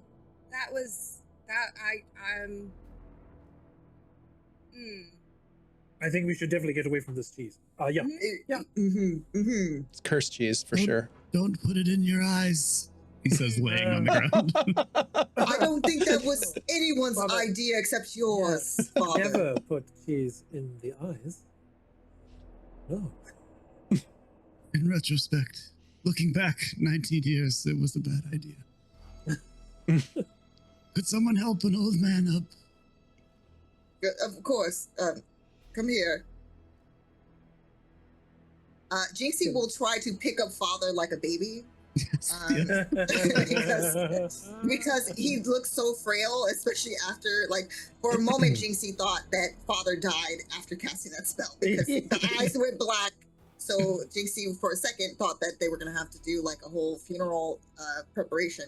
But still, it's like, oh, great, alive. And Jinxie will pick up father, ever so gently. Just carry me the rest of the session. Jinxie, I apologize if in advance if this is offensive, but couldn't you just do the whole, give him the whole, blood of my blood, undeath, immortal, life and forever thing? I could, but seeing as our father is a holy man, as it were, and already was very disturbed by me feeding upon some of our crew members in the past, my apologies, rest in peace, forever shall they live in the afterlife. Anyway, I want a father to want that path. I was given a choice by coin. Father has that choice as well. Denounce my faith. Bite me. Are you sure? Shall we flip a coin for it? And then Jinxie just like pulls the coin out of her pocket. Am I still in your arms? Yes. So it's just like one. Because you're light. You are skin and bones, my friend. At 99 ripe years of age. Shall we flip for it? You have the best of luck. Go ahead. Heads, you are turned. Tails, you live out the short remainder of your human life. Still in my prime. Oh, well, luck is on your side, as it were. It is heads. All right, this is my first time. Hopefully I do this right. If you all can just turn around, everyone else, performance anxiety is a thing, please. Privacy, please. Put some cheese in your eyes. Definitely not that. I will recognize the sanctity of this moment, and I'll start singing. I'll start like softly singing a shanty. Ooh, as we turn away. While he is singing the shanty, I must ask him, when she says she ate some of the crew members, what happened to Frank? Frank? And Red, Frank. you remember him? He was nice. And the guy with freckles. What happened to him?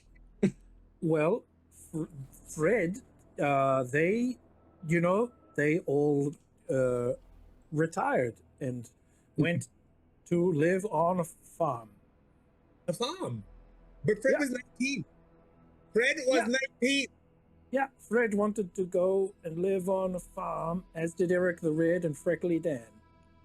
That was them. Okay, so she's joking. She's figuratively eat. Oh, Dan was delicious. B negative. One of my favorites. So,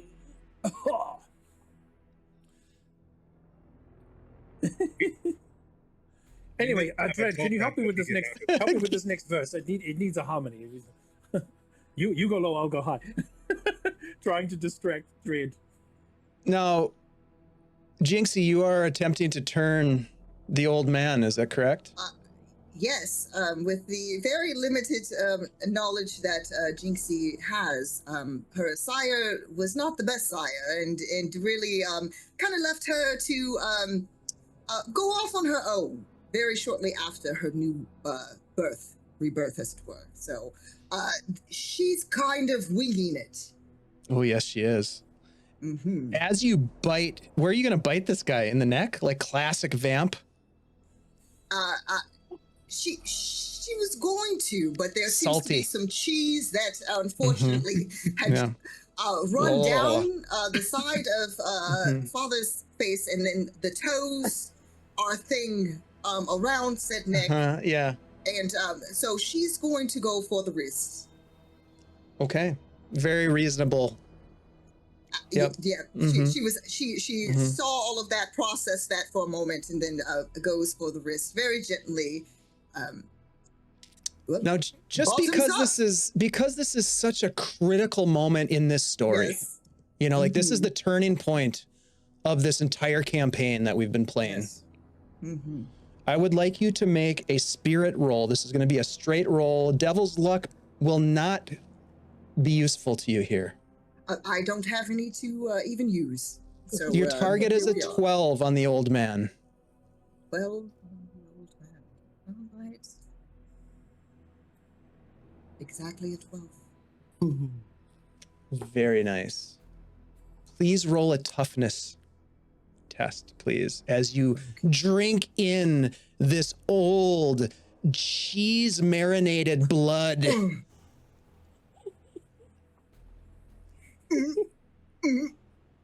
Oh yes. It's vintage. Is that ash? Oh. Why is it chewy? Why is it- Yeah, the blood is very viscous. Lumps. Oh. It's curdling. It is curdling while you are drawing it from his wrist. Sorry for the graphic nature of this next scene, everybody. That is a 14. Oh, you pull this almost oatmeal consistency blood from this old man's wrist.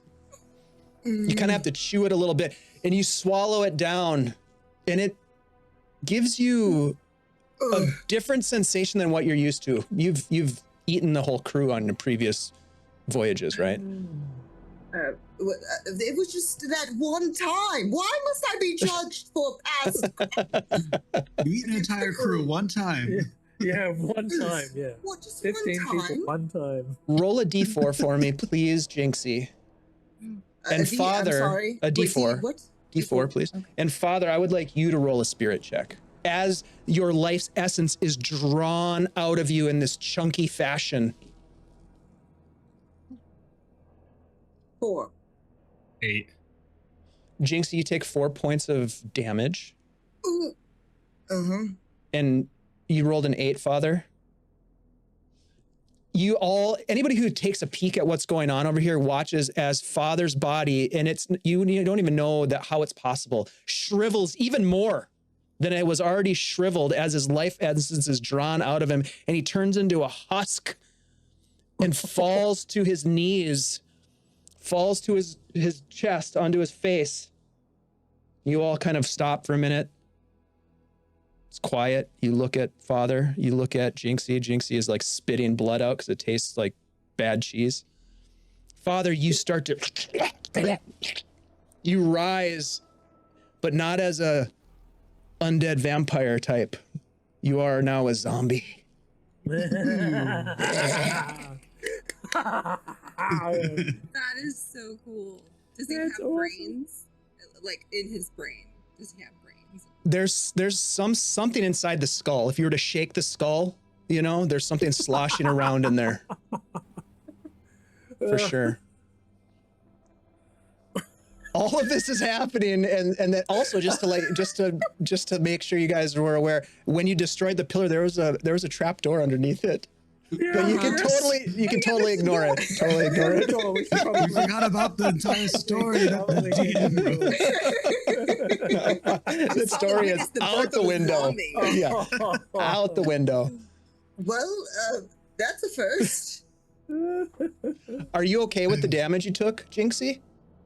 You're still up, yeah? Just not feeling well. Jinxie probably throws up more blood. Don't feel like a vampire. You definitely Oh, you How do I look?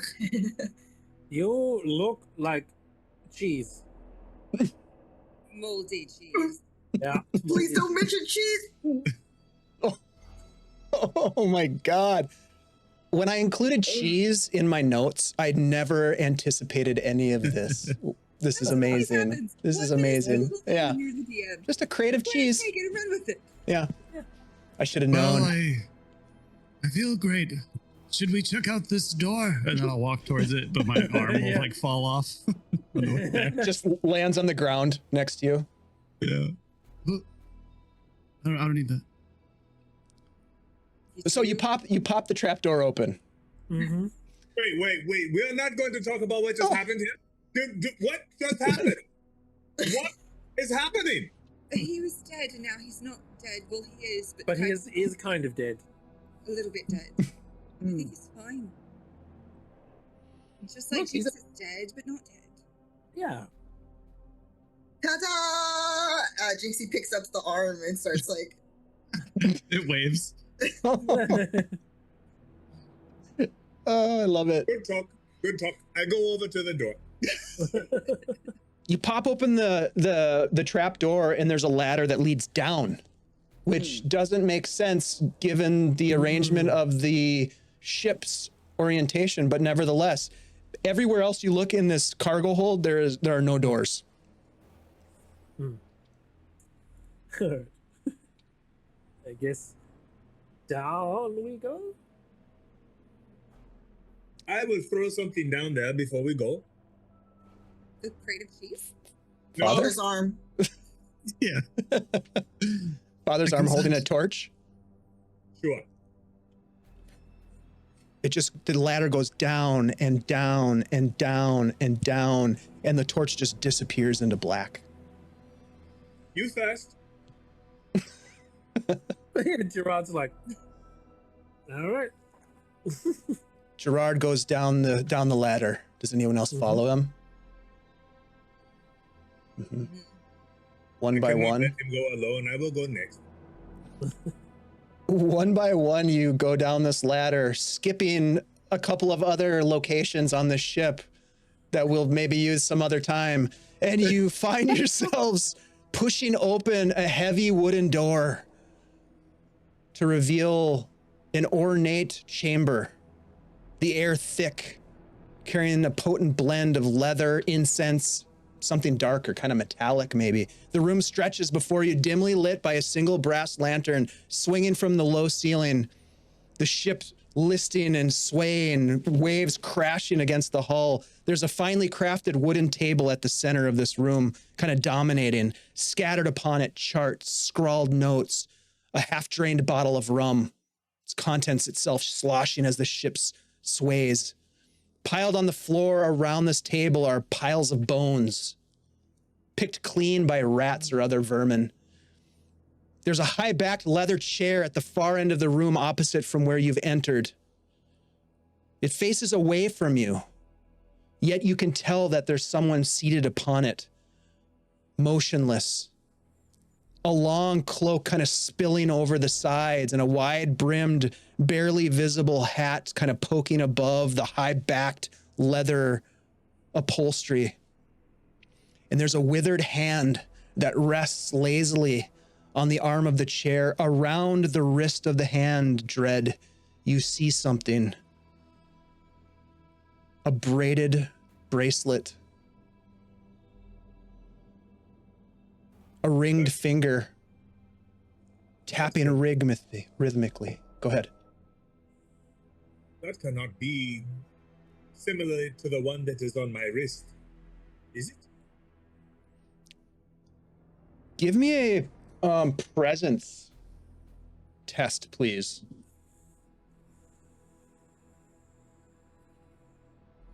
The rest of you, while this is happening, watch as the finger is tapping, the skeletal finger tapping on the armrest of this chair.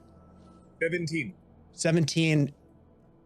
From where you are, the best you can tell, Dread, this is the companion bracelet to the one that you wear on your wrist.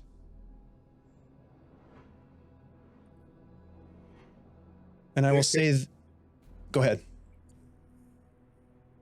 That bracelet was buried with my wife over a decade ago. There is no... It is a trick of the light. I will walk closer. As you take a few steps forward, you hear this, and you look over, and on this perch is this hawk with feathers black and red hues. Jinxie, immediately you notice and recognize this hawk as Nyx, a companion of yours from long ago. What have you done? Why has Captain Barry Footnote got your bird? And what? Nyx, please, my dear. You know, mommy. It opens its wings wide, the wingspan maybe 3 to 4 feet, and just kind of like ruffles its feathers. This individual, as you're taking steps forward, Dread, this individual stands and they turn and look at you, and they are skeletal in nature. Atop their head, a hat familiar to you, Gerard. Oh. So you finally found your way to me. I was beginning to wonder if you'd make it this far. The Captain Greshka Draven looks at the 5 of you. What is it that you've come for then?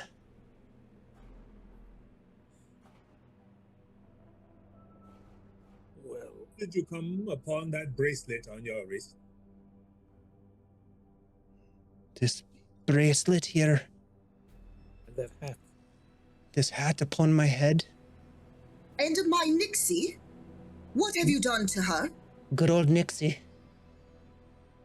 And They've where come- The hell are we? Well, you're on the Black Leviathan, lass. The last of the great ghostly pirate ships of the fleet. Even now, joined by others. Lost, now found. As these items were lost and found. Again, they are not mine. Perhaps you can take them from me.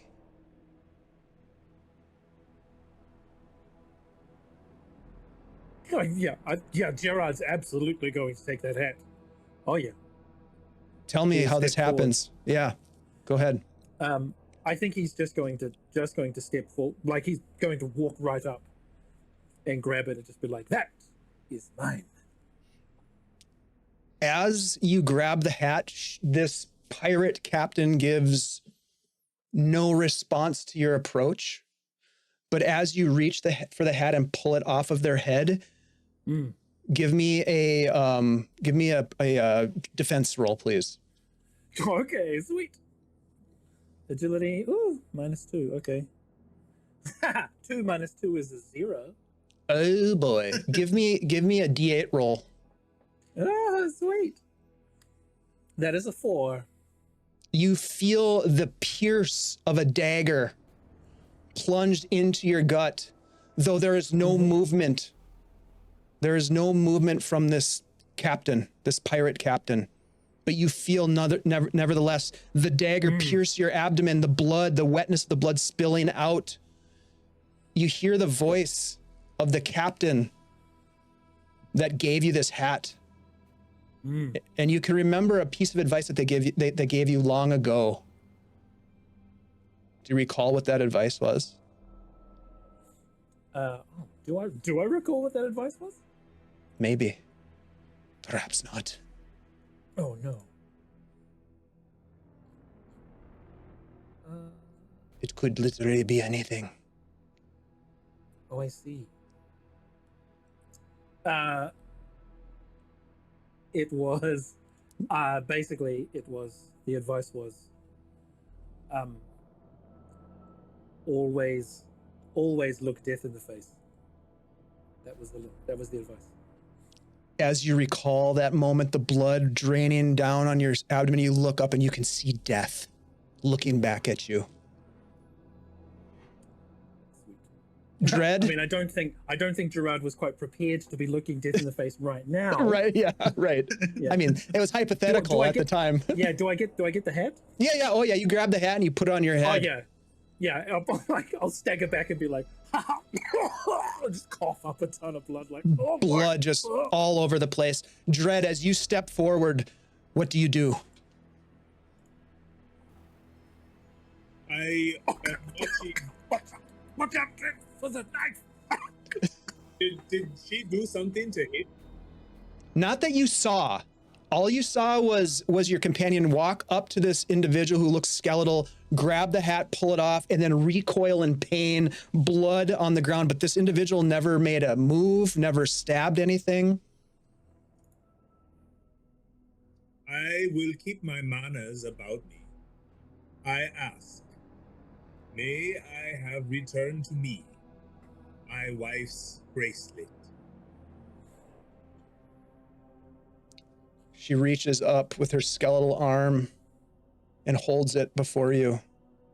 Come and take it then, if that's what you want. Violence is not what I want. Justice is what I want. And we are not at war.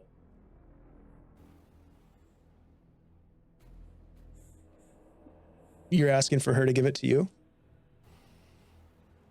She reaches up and she pulls it off and drops it into your hand. At the minute that it hits your hand, go ahead and give me a defense roll and agility roll, please.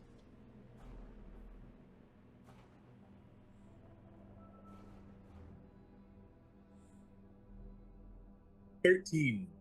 13. Okay. It singes and sears onto the black spot that you already had on your hand from the curse that you gained from your friend Jinxie. It was just bad luck.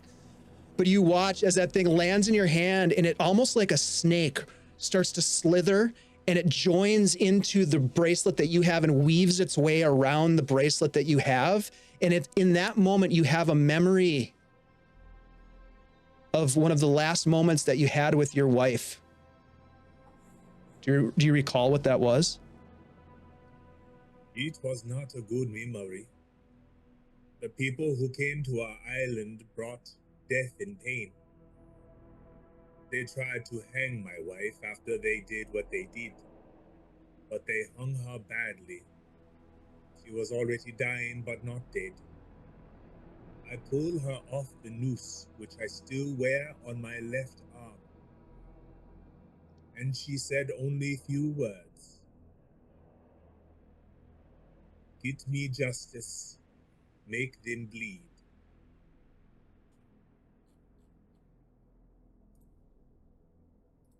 This bracelet does not belong here. It belongs far from here. On her, with her. It connected me to her. I will give this thing justice. I hope it does not see me move either. My blade is free. All right, give me an attack roll. Here we go. 11 plus 2. That hits. Give me some damage, please. As this is happening, you guys are all watching this happen. Jinxie, let's go to you really quick. We'll come back to you in a minute. Dread, your companion bird just flaps its wings and sort of readjusts itself on this perch. What do you do? Jinxie, without hesitation, still approaches Nyx, because Nyx is very dear to Jinxie. And no matter what has happened to Nyx, she's not going to abandon her.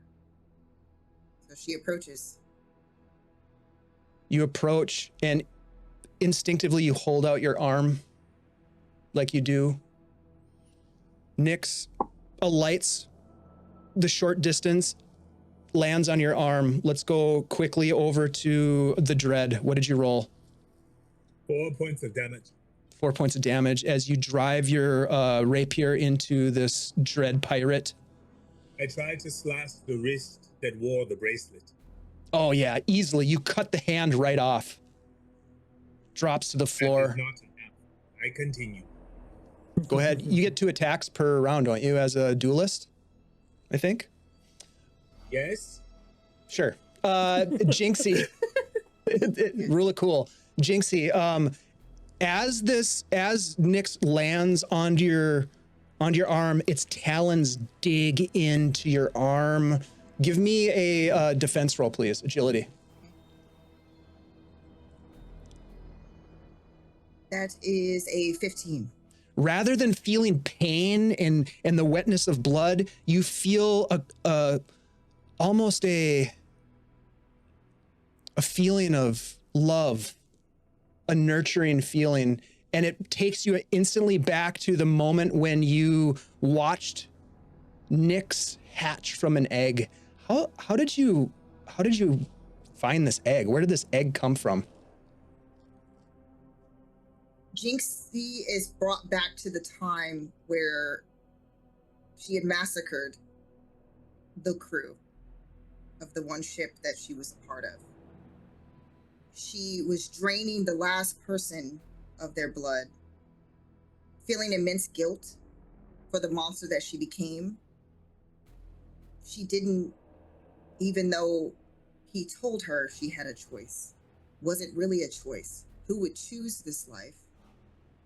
Why would they choose this? It was right before dawn hit when, right at the front of the ship, she saw there was a nest. For some reason, in this state of bloodthirstiness that has subsided, she starts to walk towards it. And that's when she sees this egg. And before her, it starts to hatch. And it's the cutest thing that she's seen in this life of piracy that she's lived. And in that moment, she thought, maybe just like this little being, she can start over. She can make a choice to be free. And she picked it up. I shall call you Nyx. With the blood dripping down from her lips. And that is the moment that she's brought back to. Jinxie, roll your luck coin, please.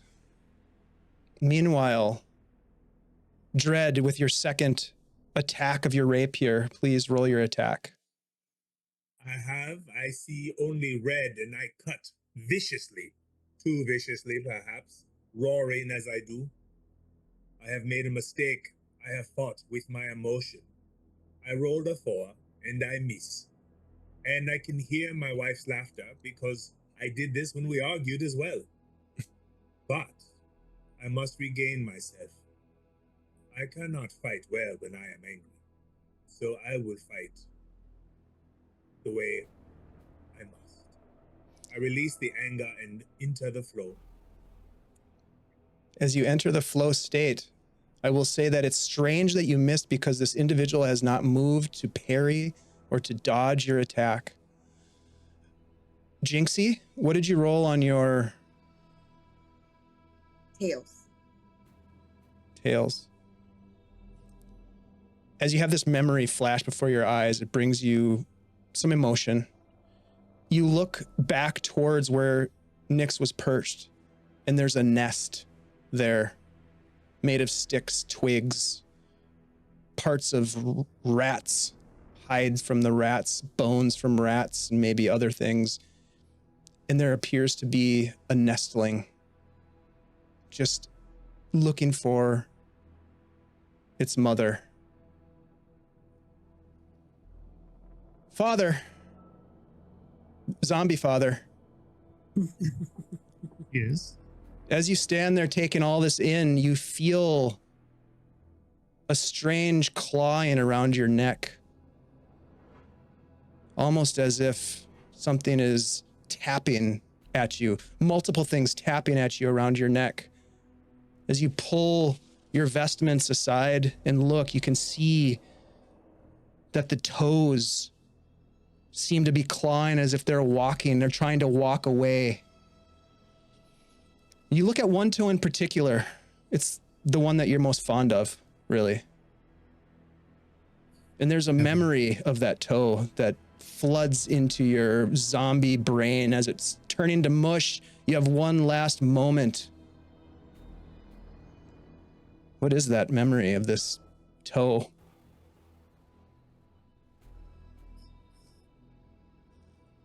Decades and decades ago. For father was a man of the cloth.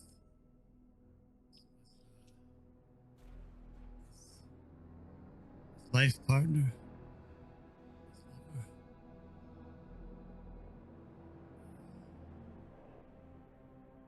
Killed him. It was an accident. I swear.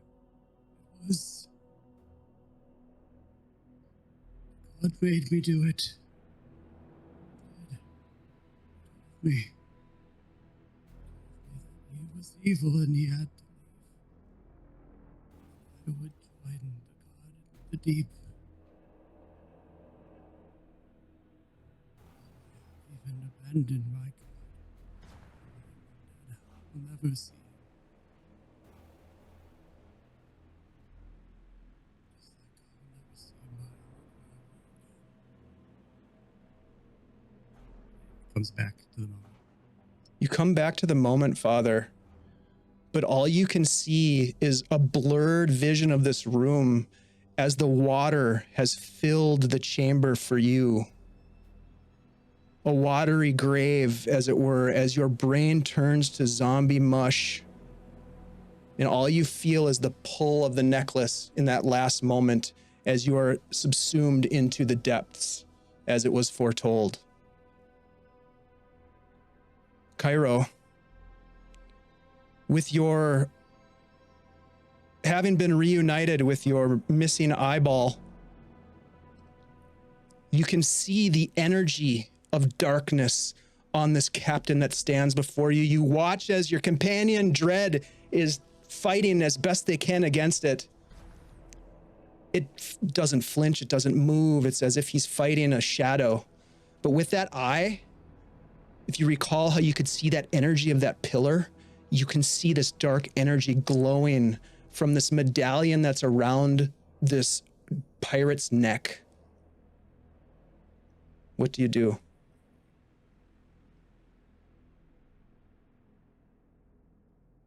They are not moving. I will walk calmly around the other side. And they're sitting on this chair, this throne.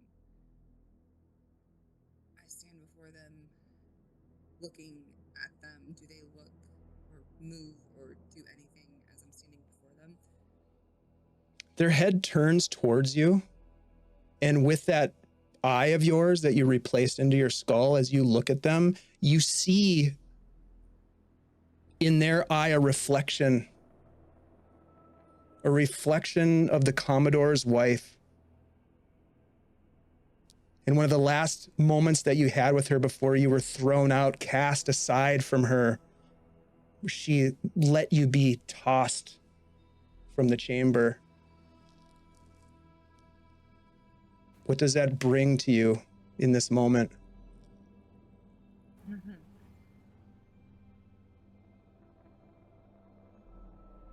It's not the first time I've been used. And I'm going to take that belay. And I'm going to peg this fucker through the heart and snatch that medallion because fuck that bitch. Fuck yeah. No roll needed. You slam the belay pin right into the heart.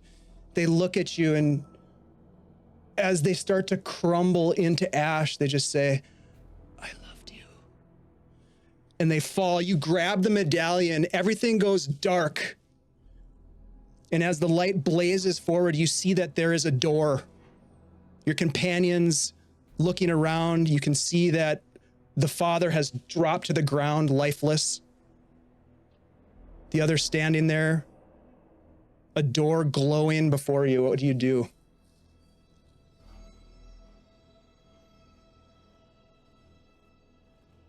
Pick up Dad and go.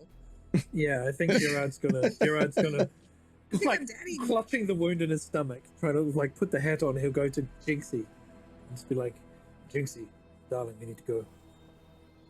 One moment. And Jinxie's going to grab the nest with the hatchling and come, my dear. And then she has Nyx still attached to her arm, and she's going to rush forward. Yeah, I'll take off. I've got my cloak, my spy cloak on. I'll take it off and bundle it up so you can put the nest in that. She does. Yeah, look at Dread being like, Doopy, are we leaving? Are we leaving? One moment. This is a captain's quarters, no?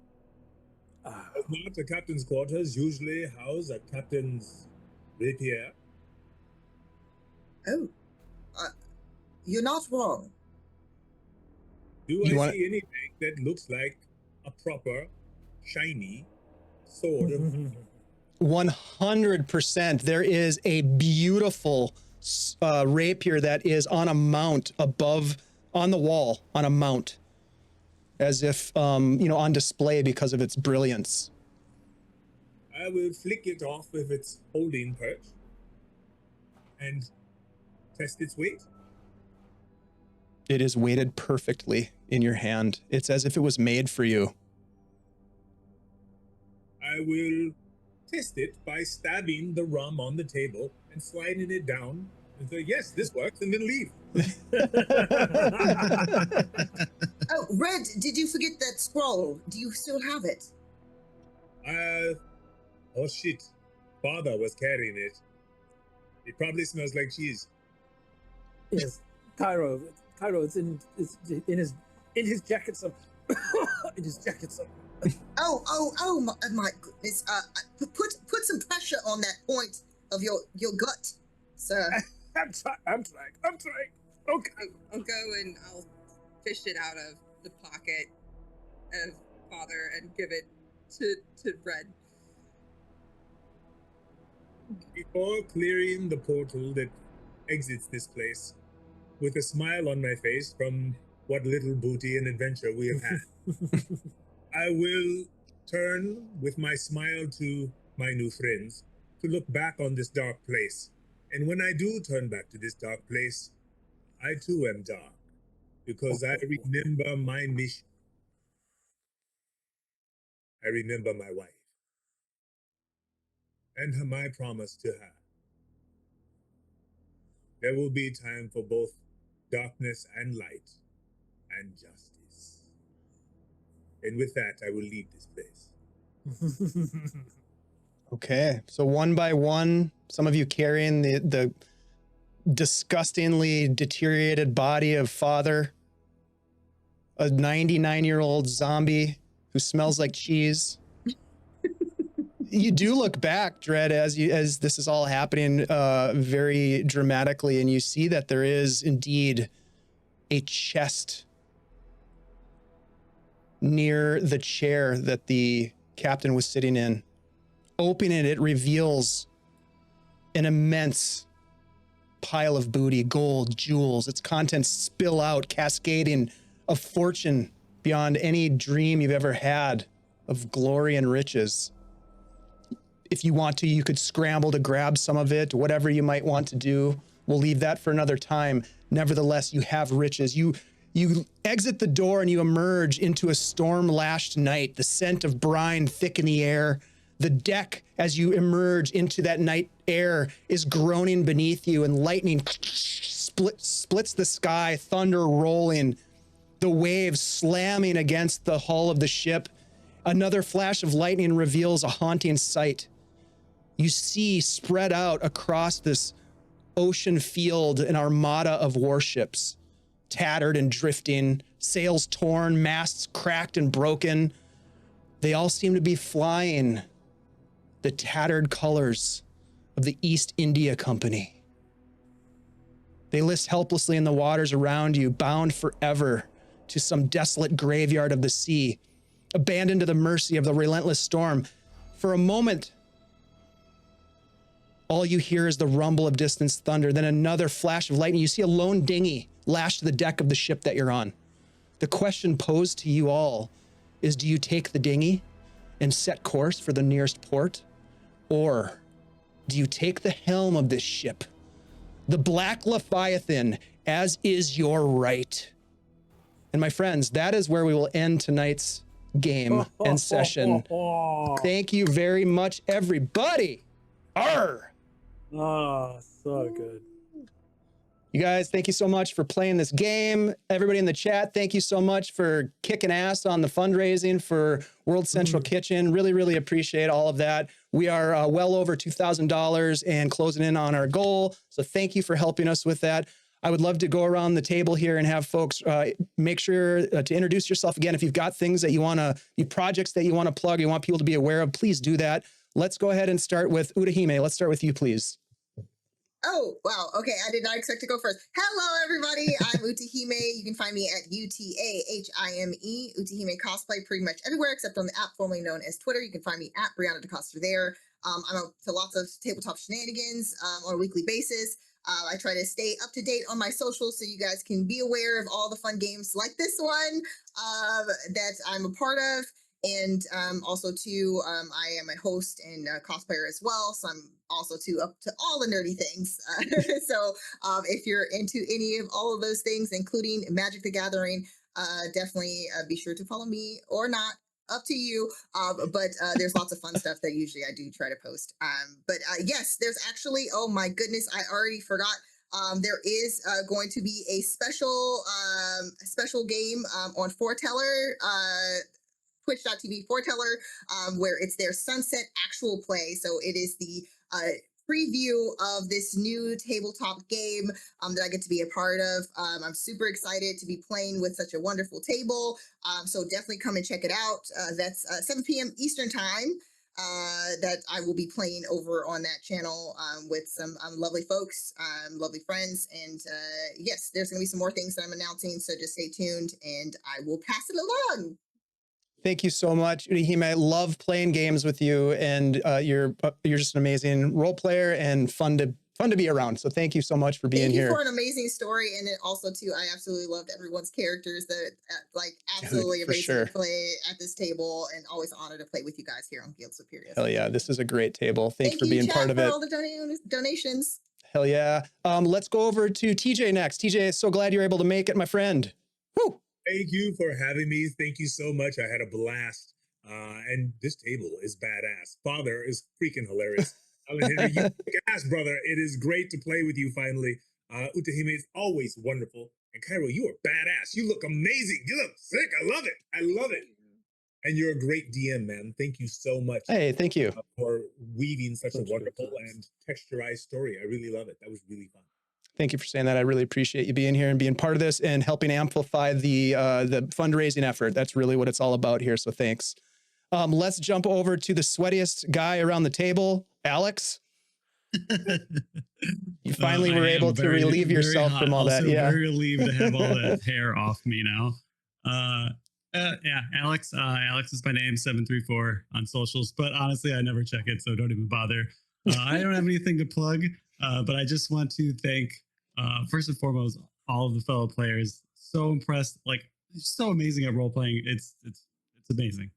And of course, Dave, thank you so much for having me, and thank you for doing all of this with Guild Superior. Like, not only do you consistently put amazing shows, but you're constantly doing, amazing charity events and working towards such amazing causes. So thank you.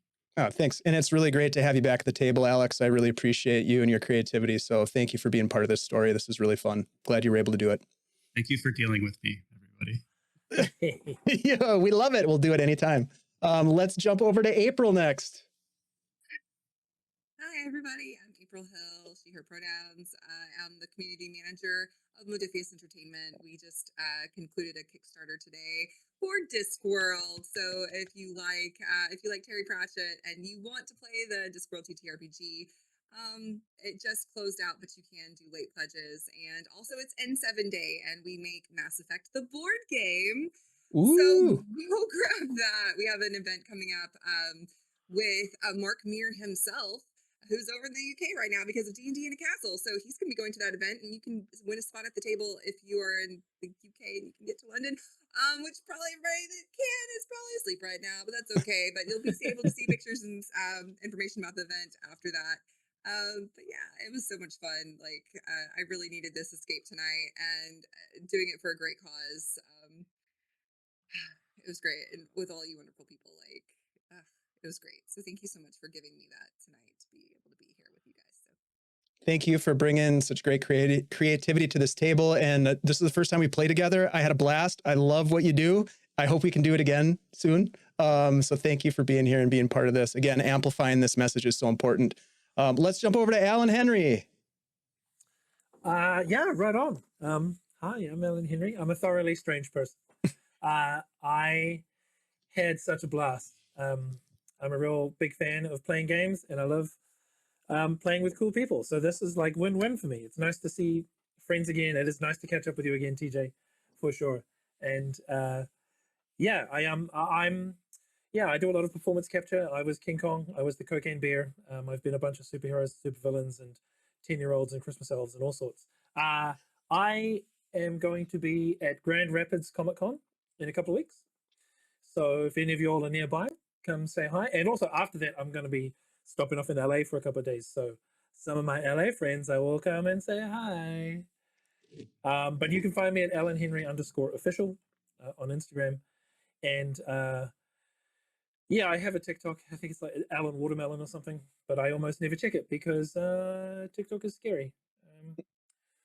But yeah, that's me. Also, I'm also the DM for our Tales from the Loop game, which is coming up on Saturday evening, which is our Sunday morning, which also coincides with my birthday. So Hey. it's gonna be a real fun day. A bunch of my friends are gonna come, and I'm looking forward to playing in our game again. And again, it's still raising funds, right? Yeah, absolutely. Yep, through the weekend. So absolutely. So this is super cool. What a wonderful way to spend a birthday with good friends playing cool games. And yeah, I can't wait to do this more. And I hope I meet even more people who play these games so I can play with them too, because if I can fill my life with this much joy, it's going to be great. Well, thank you for being part of this and bringing joy to this table and to Guild Superior. I have the Tales from the Loop promo up right now. We'll be back playing on Saturday and that story is absolutely fantastic. If you want to get caught up, you can go check it out on our YouTube channel.